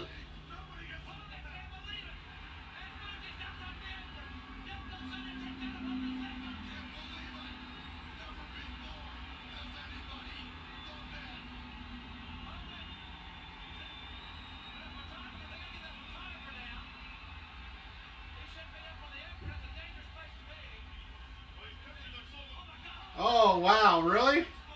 A photographer literally shoots the fire into Hulk Hogan's eyes. Yokozuna literally does a bonsai drop. 1, 2, 3. Yokozuna wins. Well, what can I say about this match?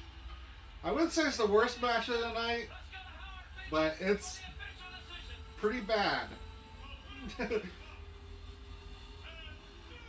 So I'm going to say this match is literally 2 stars.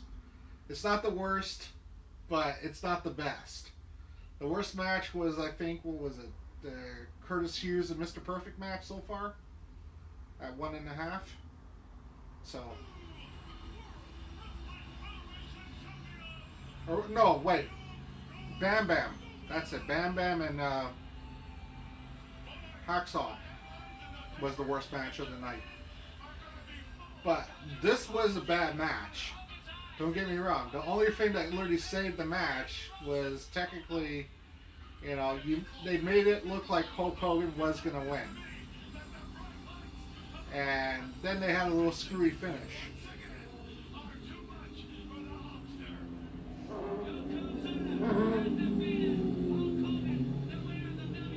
fairness, who really wants Hulk Hogan to win the title constantly? And I'm kind of glad that Yokozuna won because it was his revenge from 1993 WrestleMania. What was it, 9? So.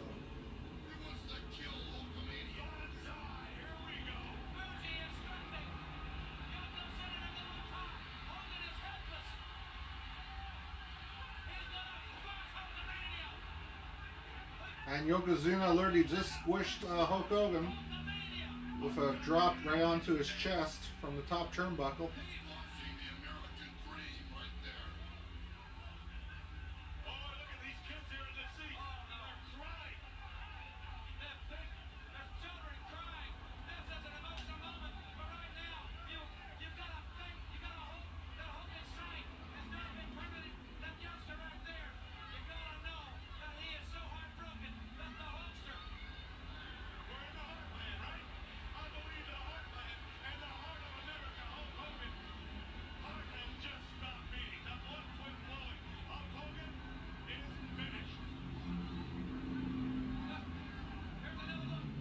I like how they try to show like the little kids in the crowd literally crying and try to literally make them seem like they're crying over Hulk Hogan.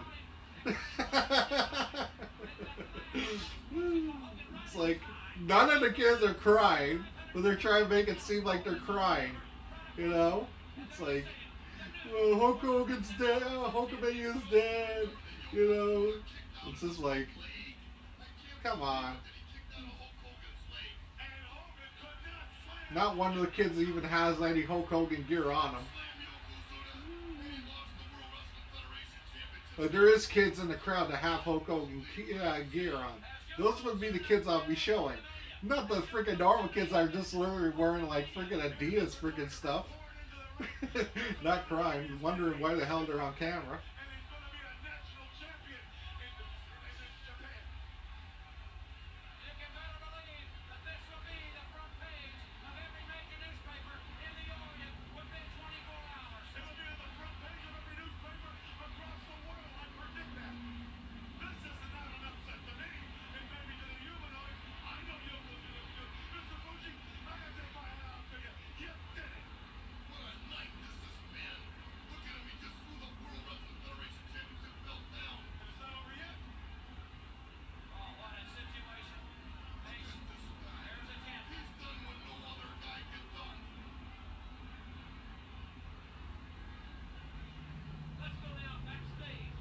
I always do love that belt, the Winged Eagle belt.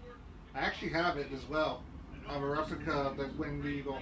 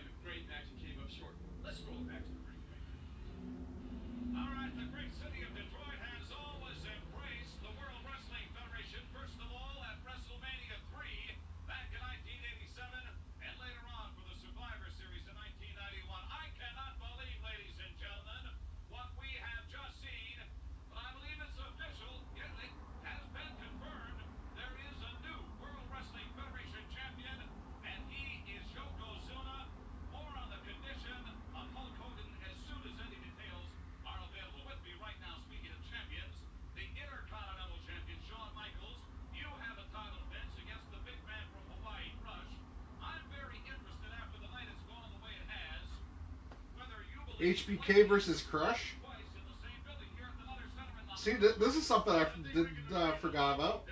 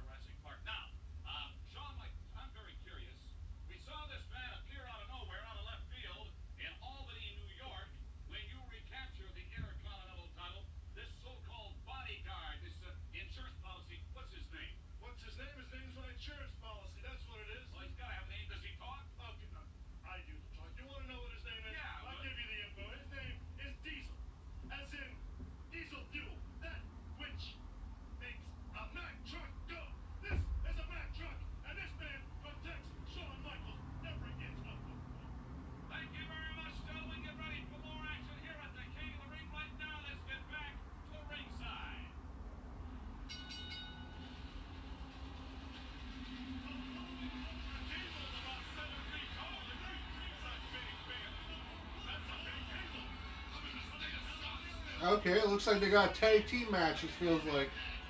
Because you got literally 4 people coming out. The Smoking Guns and the Steiners.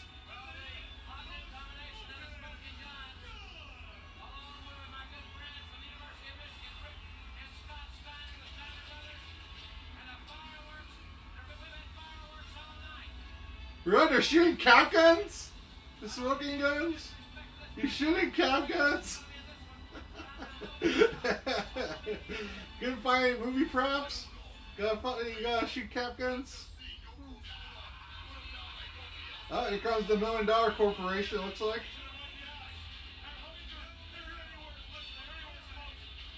Oh, Money Inc. Headquarters, they're called. $1 Million Man and IRS and, what are those? Head shrinkers? Oh, there's Rikishi there. So, that's right, guys. Rikishi was wrestling in 1993. Shocking, huh?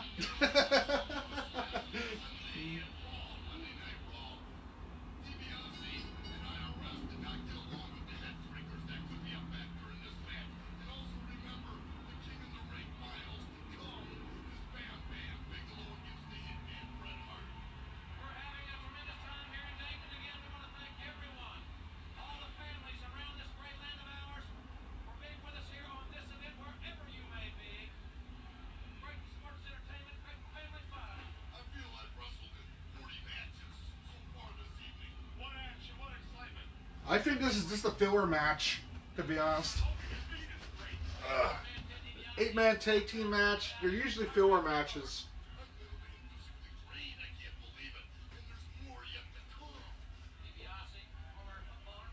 And we still got the, what, King of the Ring tournament, and they said Shawn Michaels versus Crush. So,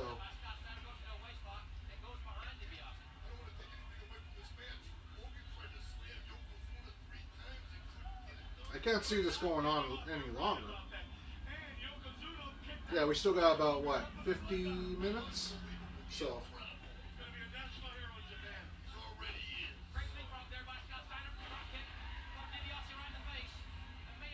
this match can only go about maybe 5-10 minutes, roughly.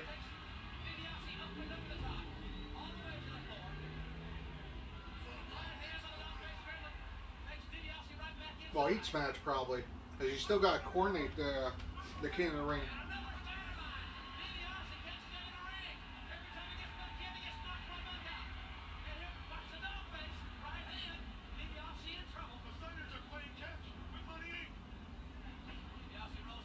I never liked these multi-man tag team matches, to be honest.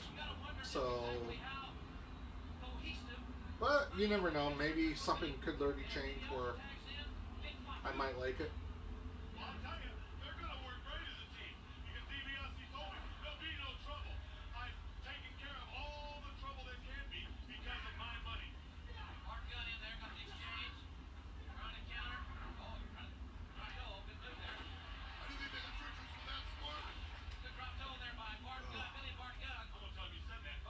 Feels like it's getting hot in here, like really hot. So, I know it's 32 degrees out, but I feel like I'm freaking roasting this jersey.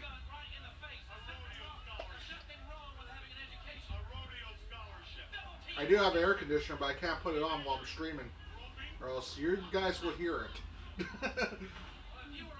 So,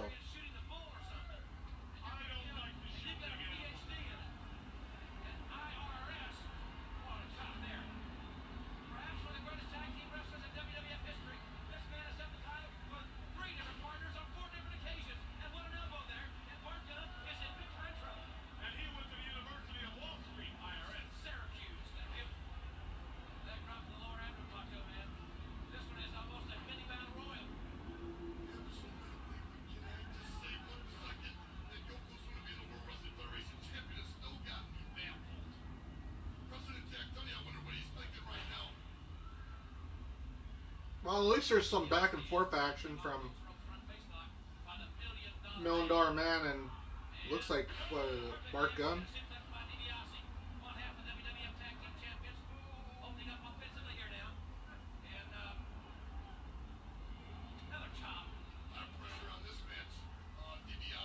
But I never really liked multi-man tag team matches. And this is 8-man tag team match. You just know that there's going to be confusion. There's going to be literally run-ins. Something's going to happen. Always shenanigans. That's the reason why I never cared for these matches. So, now if it's a straight match, then maybe.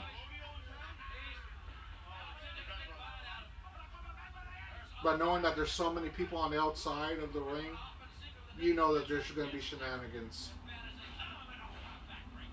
So, because there's literally like probably about what 10, 15 people it looks like on the in this whole entire match. There's 8 people in the ring, and then there's literally about 4 people on the outside. So.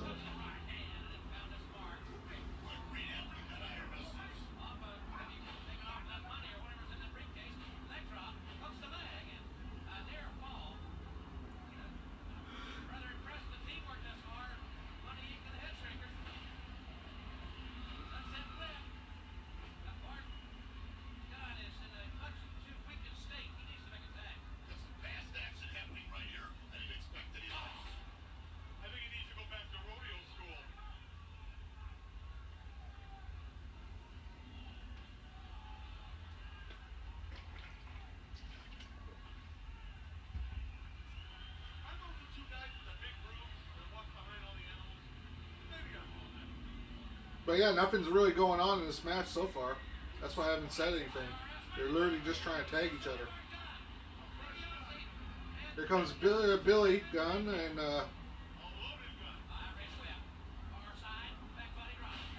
back body drop from Billy Gunn onto Million Dollar Man.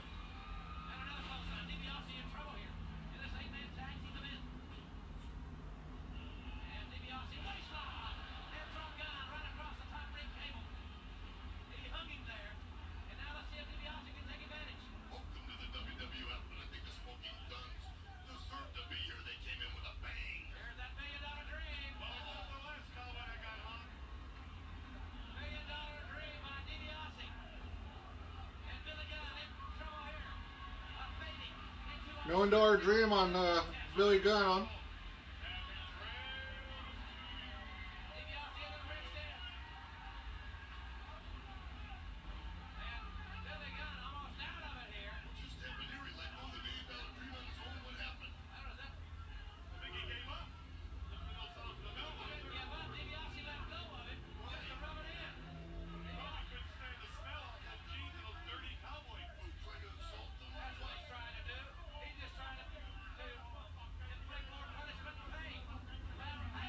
And there's a small package, 1, 2, 3, and that's it.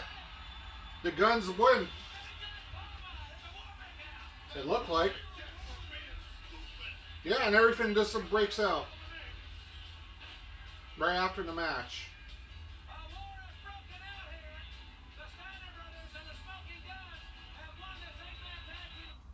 Honestly, I give this match 2 stars. At least technically it ended with a clean finish, so I gotta give it credit for that. But you kind of knew what was gonna happen in a way. You knew the faces were probably gonna win in a way. And honestly, Ted DiBiase literally letting go of the Million Dollar Dream was kind of stupid in my opinion. Like, if you're going to go for the win, go for the win in a way. He had the dream locked on. The guy was fading. He lets go of the freaking thing. Small package, gets the win. It all depends on how you look at it. Definitely a 2-star match though for this.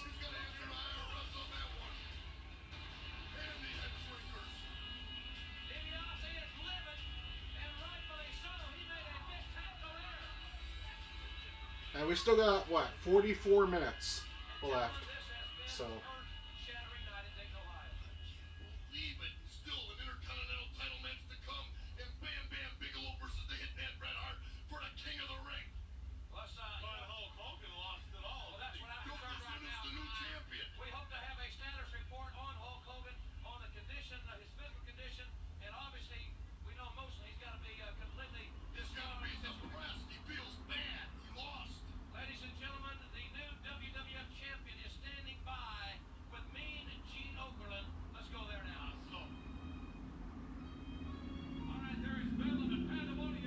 Hey, there's Jack Tunney, man.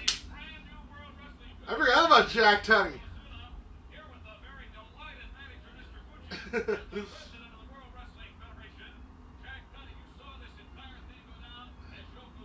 old Jack Tunney, huh? I forgot when WWF was literally doing that. They weren't literally trying to. They were trying to do WWF presidents at the time. You had Jack Tunney, you had Gorilla Monsoon at one time. You know, they're trying to hide the fact that Vince McMahon was the owner.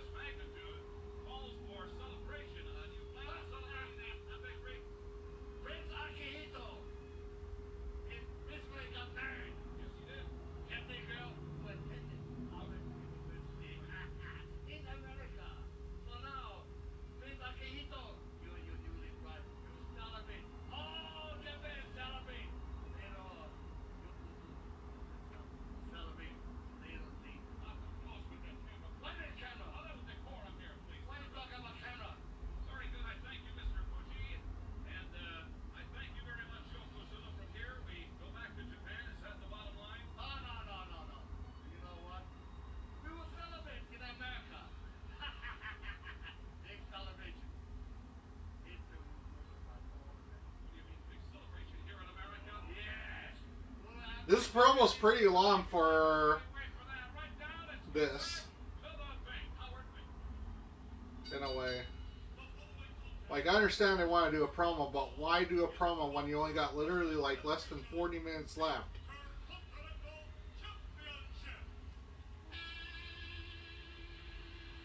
Especially for like a 5-minute promo, I felt like. Here comes Crush. Mr. Orange Crush, I used to call him when I was a kid.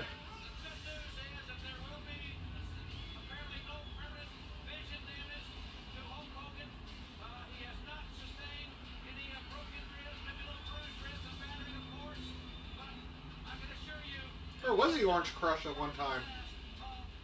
I don't know. I just remember technically I used to call him Orange Crush when I used to literally see him.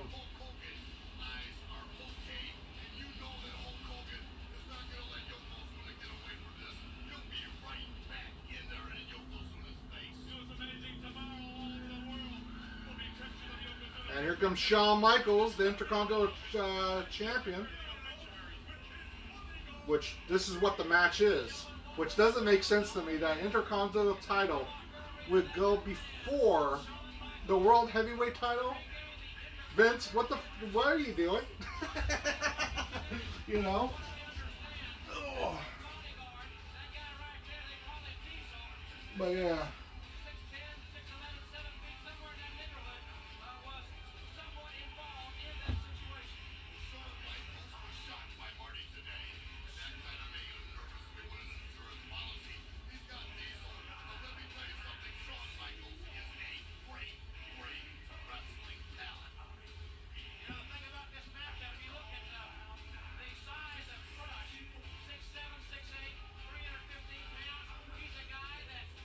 I think Diesel's going to get involved in this match. He's outside. He already said his insurance policy. He's definitely going to get involved in this match. Probably.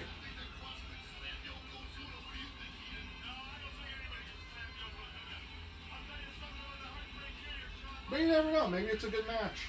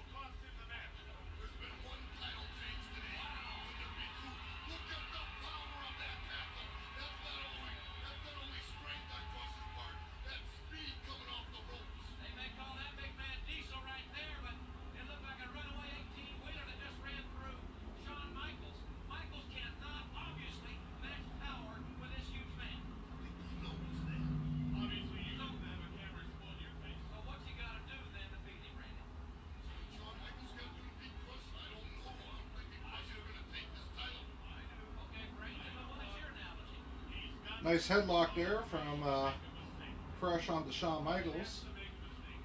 He's mad at Shawn Michaels. Forget being mad. Shawn Michaels has the goal. You've got to go out and concentrate on that. That's the way you become a champion. You got to Shawn's now fighting back. Look at the quickness of Crush and the agility of Shawn Michaels. Both these are very gifted athletes. Oh, Michaels got that jab there. Shawn Michaels is quick. He stunned him with it. Make him mad. Make him make a mistake. Shawn knows what he's doing. So Michaels, in your estimation, Brain, got to frustrate the big man. That's right. He has to cause him to make a mistake. He has to throw him off his game plan. I like Diesel standing here in the corner. He's standing on the ground and he's looking over the top rope almost. Michaels with that standing arm bar. Michaels, one would assume, after hitting wrong here, perhaps destroy some of the balance of this big man. Crush is so awesomely strong. Many say the strongest man in the World Wrestling Federation. A lot of people tell me he doesn't know how strong he is. Look at that. What a leapfrog. Tremendous Two agility. leapfrogs. Oh, Michaels missed with that super Shawn kick. Michaels trying to go for a super kick, misses. Crush with two drop kicks, tosses Shawn Michaels on the outside. Two tremendous drop kicks from a 315-pounder. I don't care if you're 215. That was a phenomenal move. I think Crush is the total package. You got size, you got strength, you got quickness. This is unbelievable. Look at Shawn Michaels now. That is capital worry right there in Shawn Michaels' mind. He can't believe what he's just gotten from him. Wrong, Macho Man. He may be strong, he may be big, he may be quick, but between those ears, just a busted a pineapple. Well, we'll be sure to mention that to him. Well, I can say that. I can be relaying to him. It's definitely Mullet Mania in the ring right now. The referee's got a sick mullet. Shawn Michaels got a mullet. Crush has got a mullet. It's Mullet Mania. Even Diesel's got a mullet. So, this is definitely the Mullet Mania match. Look how quickly Crush gets right back up to his feet. This is a very gifted athlete. Watch where he takes him. What can Crush do? Whoa! He's quick. Oh, He's not a mistake. He is, yes, indeed, very, very strong. Look at this. His military pressing the Intercontinental Champion. I say Crush can slam Yokozuna. Wow. I say he can slam Yokozuna. nice freaking gorilla press there Powerful and he's strong, but he's not going to stand from benched by military pressure. Crush 550-pound WWE champion, may I add. after military. Michaels went for a pearl the islands. And the landing was around the rock. And Crush looks really strong against Shawn Michaels. Shawn Michaels is not looking so good. But like I said, there's Diesel there. I already knew Diesel was probably going to be a factor. his mentor was in big trouble. Is that the way it's going to be, Heenan? Well, I don't know their game plan, but I would do it that way. I'd stay away from the power of the big man from Kona, Hawaii. I'd make him make a mistake. He's very quick and agile, but he's not real bright. So I would stay away from the things that'll hurt you. That's his strength. I say Crush is the total package. I think that he's going to take Shawn Michaels. He's going to take the Intercontinental title right now and possibly go after Yokozuna, slam him, and beat him for the WWF title. Look at this. Oh, Look at this. And here comes Shawn coming, sneak attack from behind. And oh my gosh, from behind the bodyguard distracted Crush, and Crush smacked that ring post. Wrong. He got the and then from behind he hit the ring post. It looks like it went right. Oh, there he goes again, right into the ring. Diesel just smacked Crush head first into the steel. And even Crush may not be able to recover from that. Did the referee see that? I saw it. No, You don't count. Did the referee see it? no, And it man. doesn't count. What happened? Look at that. Oh my gosh. Banging the back of his head into the ring post. Shawn just literally bouncing his head into the ring post there. Referee having a conference, and an untimely one, with a Well, as the referee's dealing with Diesel there. strike someone in the back of their head that many times in succession. There's no way Crush can get back. Crush is going to be counted out. He's got a 3 count. Now he's at the 4. That's it. Look at Shawn Michaels stop the count. Why'd he do that? He's not done with him yet. He knows he has him. He knows he knocked him out. Probably wants to get the pin on the big Hawaiian and put a feather in his cap right Crush there. is almost out of it. He is. He's out on his feet. He can hardly pick him up.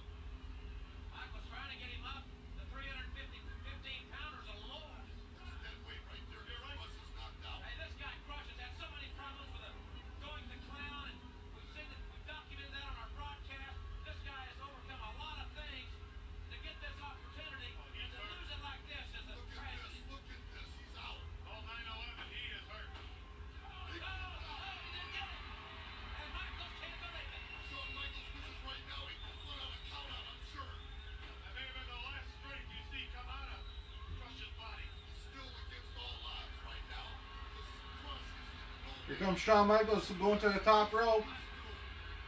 Michaels will take a chance. Up on top. Big Flying, what's that move called? Incredible right now. I can't believe after him having his I head forget what that move's called. 6, 7, It's 8 like the times, flying he's still counting. Exactly. Great right hand by cross Michaels. arm Michaels trying to thing. put the challenger away in I this forget what battle it's for the called. Intercontinental Championship. It just shows you how tough it is in the WWF. How really, really tough these Battle guys are. press. And there's a 2 count That from big Shawn press, we Michaels. said he couldn't crush is about 600 Crush pounds. kicks out. I'll tell you what, we didn't have to wait too long to find out what these screws are for. Yeah, insurance indeed. That's one way of putting it. Michaels front face locking. Crush and I. Randy, is this a good strategy here? Shouldn't he be trying to pin him? He's not going to beat him with the front face lock. I'll tell you what, I think Shawn Michaels' best opportunity was when Crush was knocked out on the outside of the ring. What do you think? I agree with you. I wouldn't have extracted the referee or broke the count or gone on the floor after. I'd have gone to the neutral corner and let him count to 10, 20, 30, 40. Crush was going nowhere. Shawn Michaels' mistake was ego there.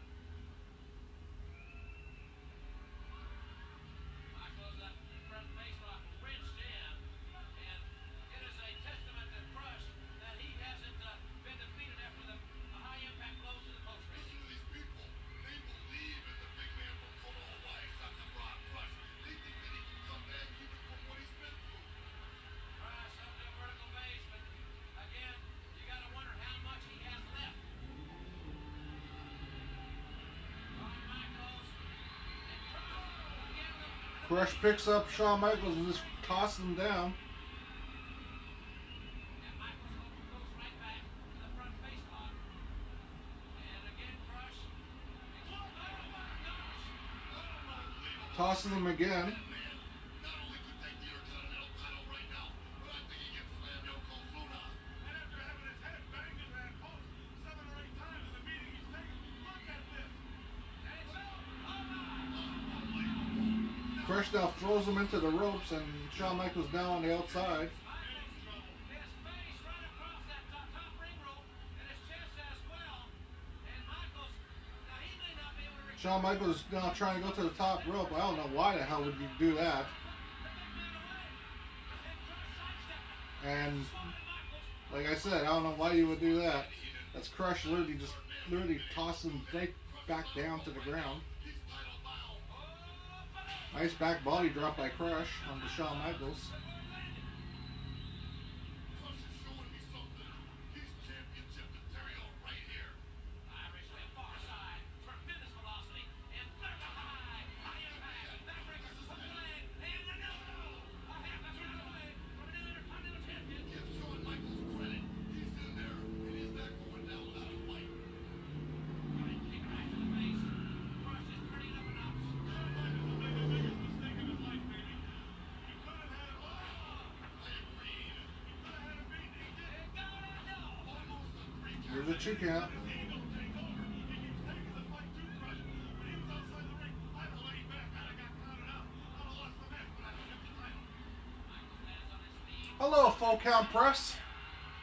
Hope you're doing well Intercontinental Champion. on this Sunday night for me. Maybe Monday morning for you. I don't know where you're from. So, and here comes Doink the Clown You always see the Something wrong with my monitor. with the Doinks Something's wrong with my monitor, or coming to the ring, there are 2 doinks. smoking I a wanna tell you, cigar. those guys have made That's a living nightmare for Crush right now. they made Doink's life a pure. They smoking a cigar. What is this? Well, Crush didn't have bad luck. He wouldn't have good luck at all. I got some advice for you, big bruh. Cigars. Michaels back to the ring, and Michaels with that super kick in the back of the head, Okay. and hooks the leg. Michaels is gonna win it. Shawn Michaels beat Crush. Another case of double vision. Sit closer to the cam and turn the volume up. Oh, I can't turn the volume up. I'm just gonna be honest. And the reason why I don't sit close to the cam in a way is because technically I'm not really like can't sit for a very long time for my because of my illness. So that's one other reason. But if I turn the volume up, I'm just gonna get copyright claimed up to. But and this whole entire video is going to be taken down. I've already turned the volume up on one video, and WWE literally doesn't like the sound in a way. But like I said, this is a review, so at the end of the day, that match just ended. So my review on that match, because of all the shenanigans, will be probably like 2 stars. A lot of 2-star matches on this card, in a way. Yeah, we did have some good matches, but overall, it hasn't been that great. That's definitely a 2-star match. And now I think we're on to the final of the King of the Ring. Because, yes, full count press, I literally did do maybe wear some. It's very hot. It's like insanely hot for me to literally wear pants right now. I don't know if you know what the temperature is where I'm from, but it's insanely hot over here. So, yeah. I'm just doing the best as I can. Right now, I want to turn the air conditioner on, but I can't. You can't turn the air conditioner on while you stream, so that's why I'm in shorts.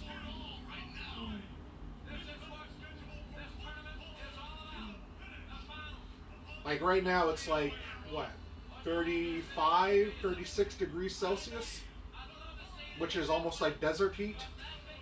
So, but here comes Bam Bam Bigelow. But trust me, one of these days I could wear pants if I had the air conditioner on and everything else. But without the air conditioner on, yeah, no way. And I can't put the air conditioner on while I'm streaming because you're just going to hear the air conditioner.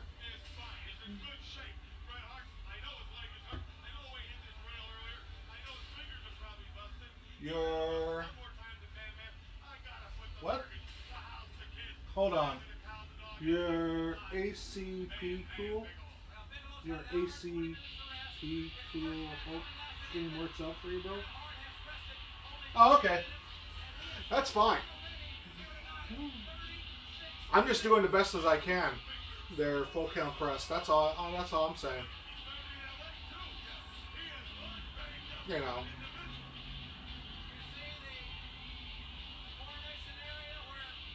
Hey, thanks. You know. But yeah, I can't really sit down for a long time. That's why I don't really sit in front of the camera.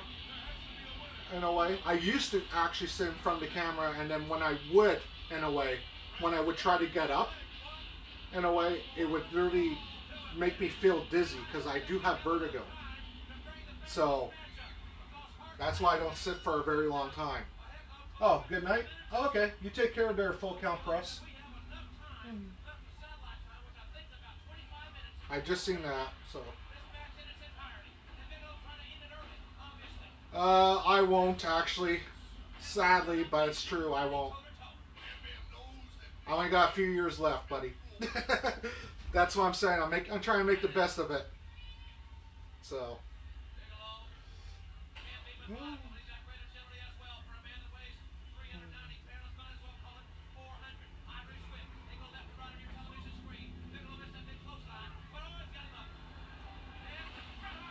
We're already going for the 2 count. As Bigelow tried to press him, reversed into a count.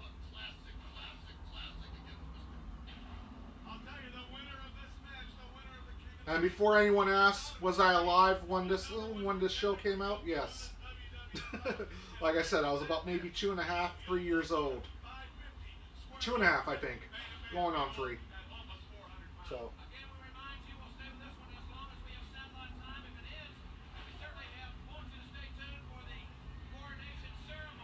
And every Wednesday we're going to be doing this. So, no, Sunday.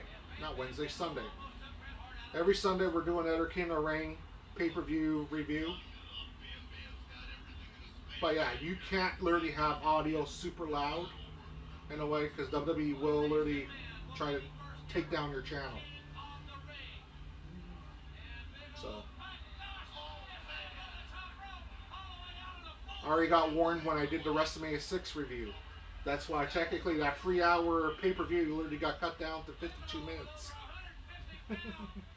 Because they just literally said, nope, nope, nope, nope, nope. And it's just like, damn it. So yeah. I can't believe the punishment that the Hitman has suffered over the period of 3 matches. It's incredible. And what did Bam Bam do? He went out there and stopped the count? I can't believe that. Don't he ever quit? Bigelow wants to add certainly insult to injury. He wants to beat this man in the ring. I think it could have been over right there, just like in the crush Shawn Michaels match. Exactly. Good point. Very good point. And look at those headbutts right to the Bam Bam with some headbutts into Bret Hart's rib cage there. The number one contender for the WWF Championship. Mission impossible for the Hitman. I wonder if Bigelow could slam Yoko too. That's what I was just thinking. It just feels weird how this pay-per-view was literally put together. Like, you have a World Heavyweight title right in the middle. You have an Intercontinental right close to the last, and you have the King of Ring as the main event. Like, it's kind of like a weird pay-per-view. Bigger than he is. That's the Hitman. Bigelow again using that devastating headbutt. You know, if Bigelow is stalking him. Like, this would be the second last match for me. And the World Heavyweight title would have been the last, last match. Joe Morello there got a 2 count out of it. Well, I'm with you. You know. Even if the Hitman loses to the Beast from the East and Bam Bam Bigelow's the King of the Ring, I've got RDSPECT for the Hitman. Realize what he's won. Cut him some slack. Bigelow focusing on the lower back. He has utilized that big headbutt on more than one occasion. Those sledgehammer-like blows in the kidney area of Bret the Hitman Hart, who has got to be battling pain and fatigue. Boy, he gonna be sore tomorrow. Oh my! What a suplex! Nice suplex there from Bam Bam Bigelow onto Bret Hart. That may have been the move he was looking for. Lateral press, and Hart got the right shoulder up. Incredible that he even kicked out of that.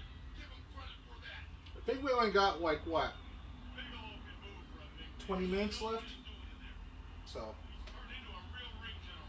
Stalking time, too. Look at Bret. Hart fights back, but Bigelow coming in. He's on the clip. But Bigelow right back to reassert himself offensively. Oh, did you hear the impact again?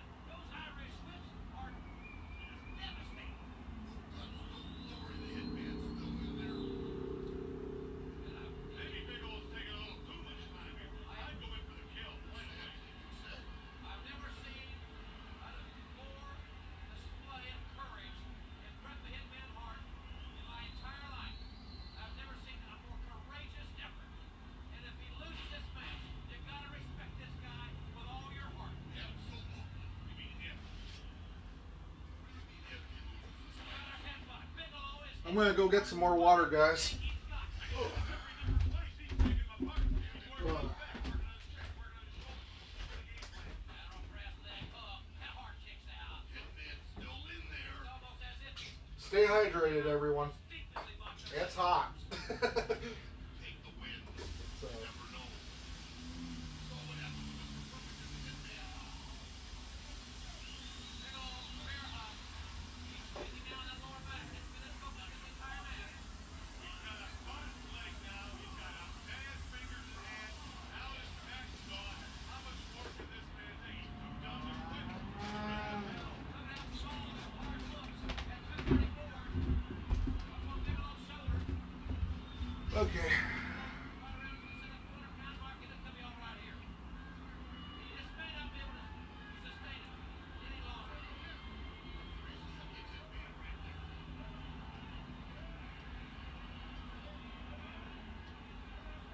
Hart trying to make Meister to get out of it. A headlock, and again. Oh my God! How much more can this guy take? Gotta be all. And the way he dumps him, I love. Does he lift him way high? Bam Bam feather suplex onto Bret Hart. Going for the pin. 1, 2. Is the... Can you believe he got the shoulder up? I can't believe it. Is this guy human or what? Bret Hart, Quick, go to the hospital, get repaired. Gonna put you back together. Gene Okerlund watching on, as we all are, with so much Boy, it's gonna be weird for the kid in that chair. intensely involved in the coronation. Everyone, all eyes directed on the squared circle in the King of the Ring finals. I'll tell you, I'm not happy with this whole evening. Yokozuna World Wrestling Federation.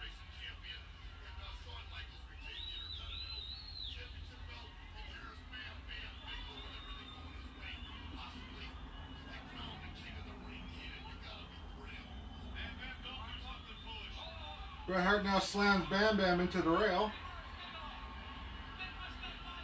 Oh, I think that fan got it right in the knee. Got the rail right into her kneecap there.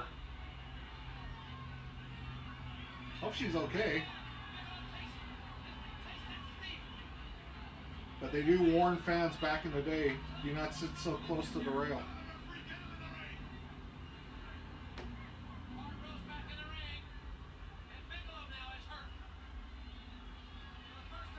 Because of that.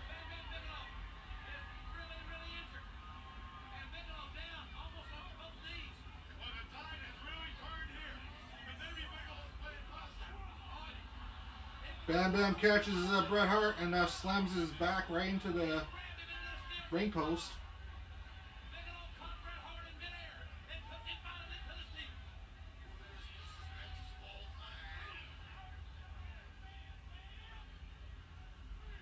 Bigelow picks hard up on the And for anyone that's wondering, I'm watching this on Netflix.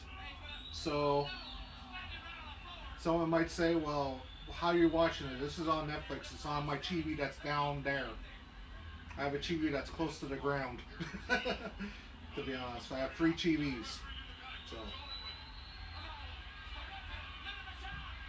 Oh, there's Luna. Luna literally whacks Bret Hart in the back with a chair and then runs off. The referee did not see it. The referee was. I didn't even see her in the building. Where'd she come from? You don't know. Oh, man. You saw what I saw, kid. No. There's not an eye in this room that isn't focused on Bret the Hitman. Don't let it end this way. It can't end this way. He has been too courageous. He has been too brave. Don't let it end this way. Please don't let this happen. Bigelow rolls hard back in the ring. It's over. The third lady is gonna sing. Bigelow skips up hard. Oh, vicious slam. And look at Bam Bam. Bam Bam going to the top rope after a nice body slam there. There it is. Top rope. The king of the ring. Bigelow up on top. He's literally taking his time though. Down the headbutt. But he did get the headbutt. 1, 2. It's over. Bigelow's won it. Bigelow the king of the ring. I can't believe it. After everything hit Vince McMahon, Here is your winner. look at this. Wait a minute, another reference. Well, they're saying Bam Bam won, That's going on here. but the other refs say no because they seen the steel chair, I think. Moves had to have it in this way. It'd be ridiculous. She was beat anyway. The referees are conferring with Howard Finkel, the ring announcer. Gotta be talking about Vince Deshawn on the outside of the Ladies and ring. gentlemen, the referee has reversed the decision. No, stop, Howard Finkel, no. Wait a minute, Howard Finkel made a mistake. What do you mean reverse the decision? That would make Hitman the winner. Let's listen to this. Ladies and gentlemen, I stand corrected. The referees have ruled that this match will continue. No, it's not fair. verbatim. The match continues. What do you mean that's not fair? The match continues, everyone. Even though Bam Bam actually did win, he got the 1, 2, 3. Biggest mistake of his career. I'll tell you, everybody's freaking out. You know why? Because the King of the Ring tournament is unbelievably important. Maybe it should have been reversed. Maybe Bigelow should have been Well, that's disqualified. what I mean. He got my hopes up. I thought that Hitman was the King of the Ring. But in any event, Bret the Hitman Hart is still in deep, deep trouble. Look at Bigelow continues to use that headbutt as a violent weapon. he's throwing punches. I can't believe it. He threw a couple. At least he's got some life left in him. Hart's barely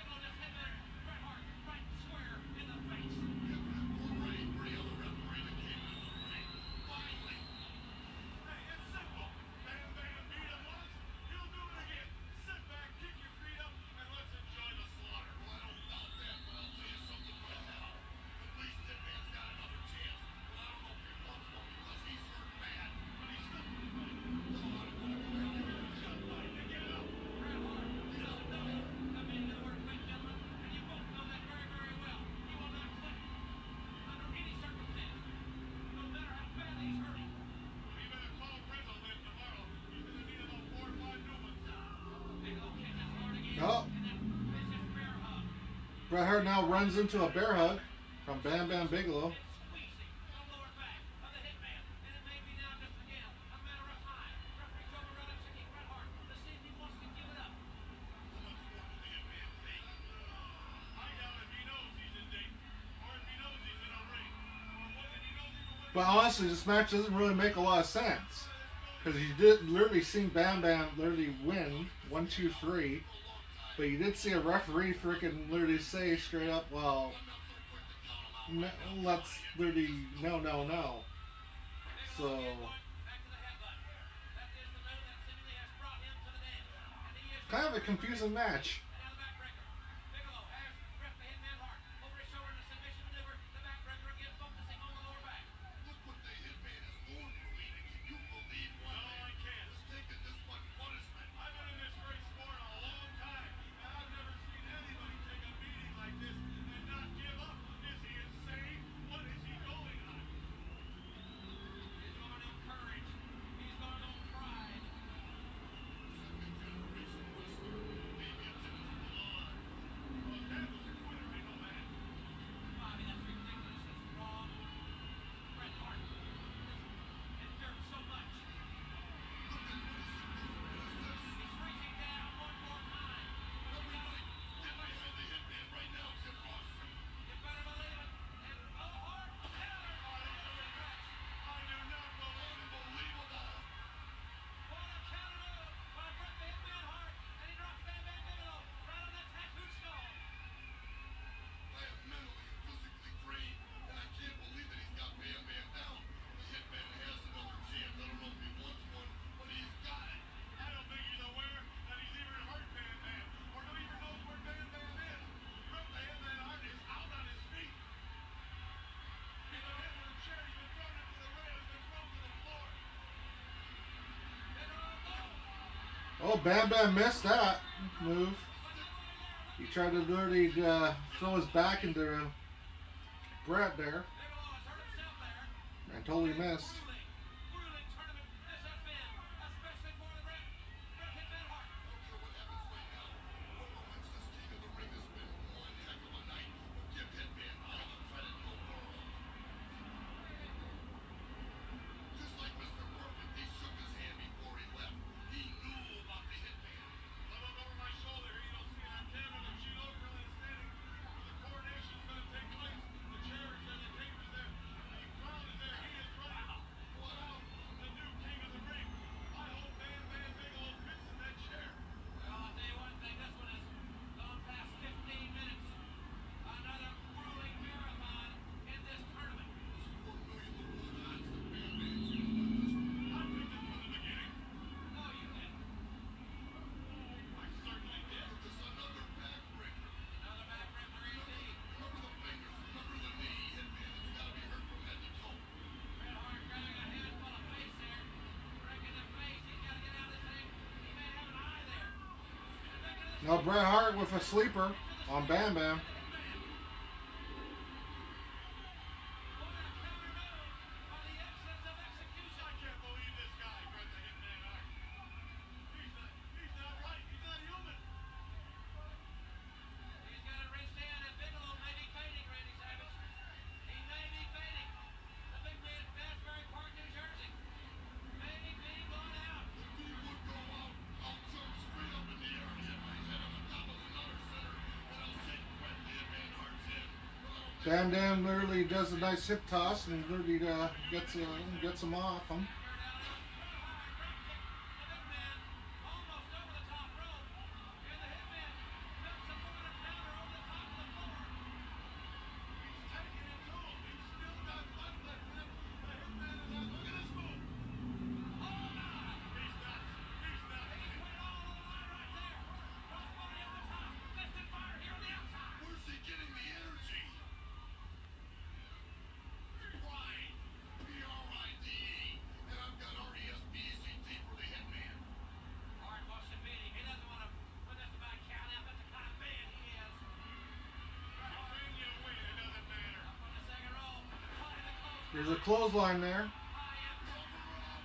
Look at He this. got it. He got it. No, he doesn't. Oh, he didn't get And him. there's a 2 count. If he would have got him, that would have been incredible, Bobby Heenan. Would you have shaken Bret the Hitman Hart?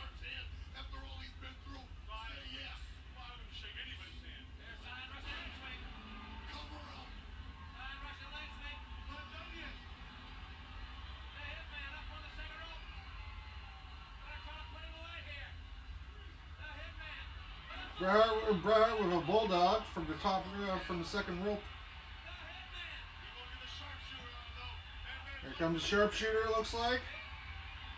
Wait, how the hell would you put a sharpshooter on a big guy like that? That's got to be hard to do. Oh, yeah, there we go. Bam Bam reverses it. I was wondering, how the hell would you do it? Because the guy could just kick out, like he just did.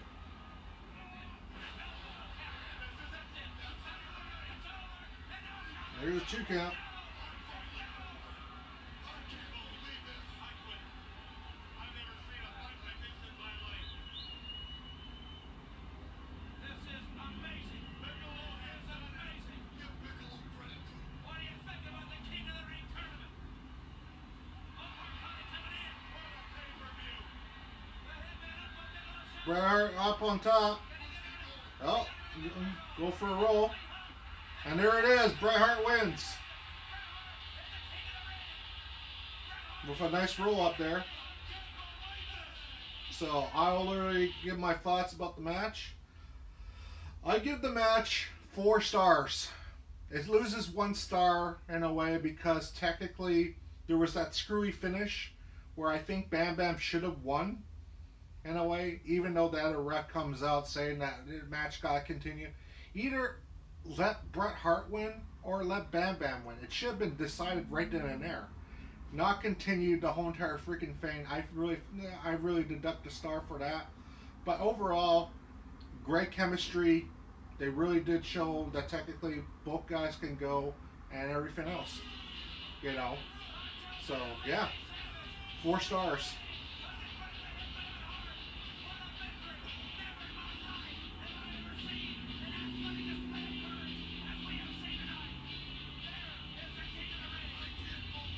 I just didn't like the screwy finish there. In a way, like I said, it should have been Bam Bam or Bigelow right then and there. It didn't need to keep going and going and going like the Energizer Bunny.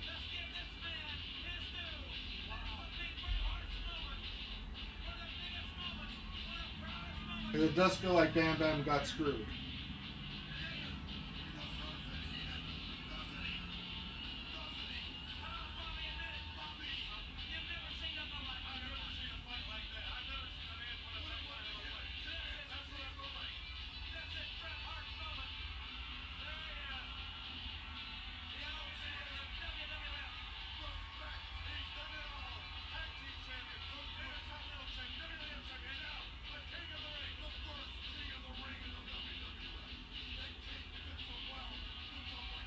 Actually, it wasn't the first King of the Ring. Because technically, King of the Ring before the pay-per-view, they used to do it on house shows, if I remember correctly. And Harley Race was King of the Ring. Macho Man was King, because he was Macho King. Even Bret Hart was King of the Ring before the King of the Ring pay-per-view. So, yeah. Just a little heads up for anyone that was kind of curious about this.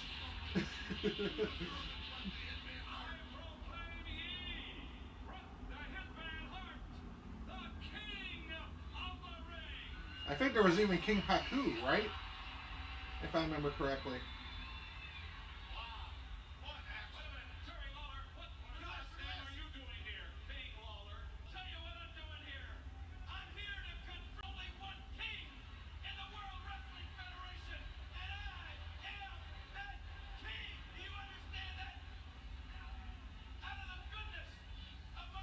But yeah, we only got about, what, 5-10 minutes left? Oh, it says 3 minutes of the pay-per-view. So.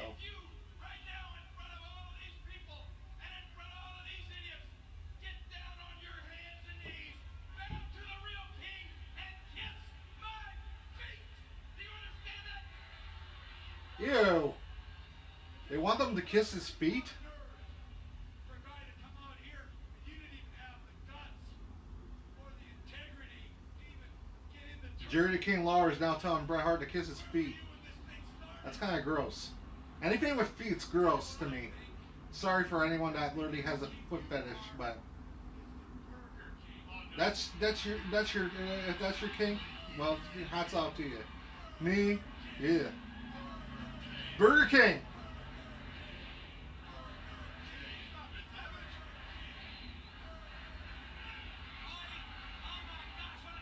And now Jerry King Lawler attacks Bret Hart with the Spectre. With the Spectre.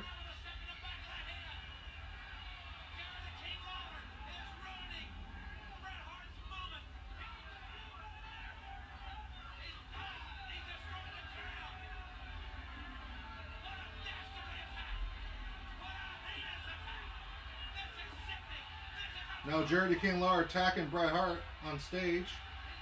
Throwing the chair right into Bret Hart's back. Beating him with the Spectre. No, Sector, or whatever it's called. Choking out Bret Hart now.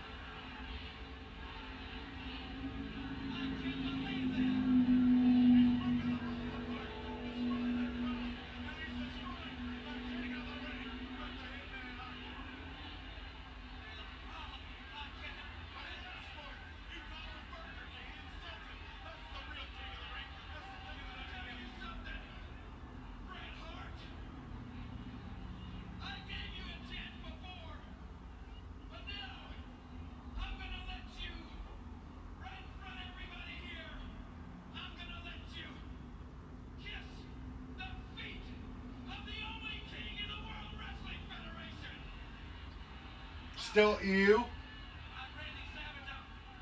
Please don't kiss his foot.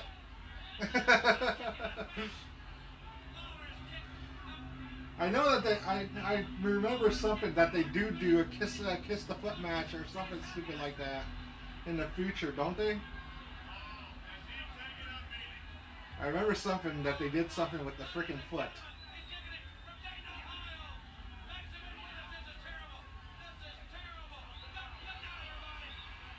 And that is it, guys. So overall, pay-per-view score, in a way, got to be a C minus.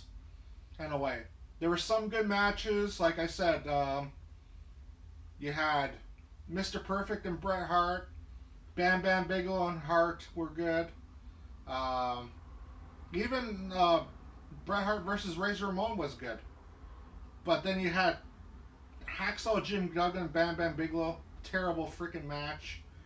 You had a lot of two-star matches on this card. A lot of interference, a lot of shenanigans. So yeah, overall C minus. But that is it for today. So I want to do my shout outs. So thank you everyone for coming out. We had Dan, we had Thumping Dwarf, we had Lincoln Pork, and we had Full Court Press. With that being said, I'll catch you guys on Friday with King of the Ring video games, WrestleMania 2000. Until then, take care everyone. Later.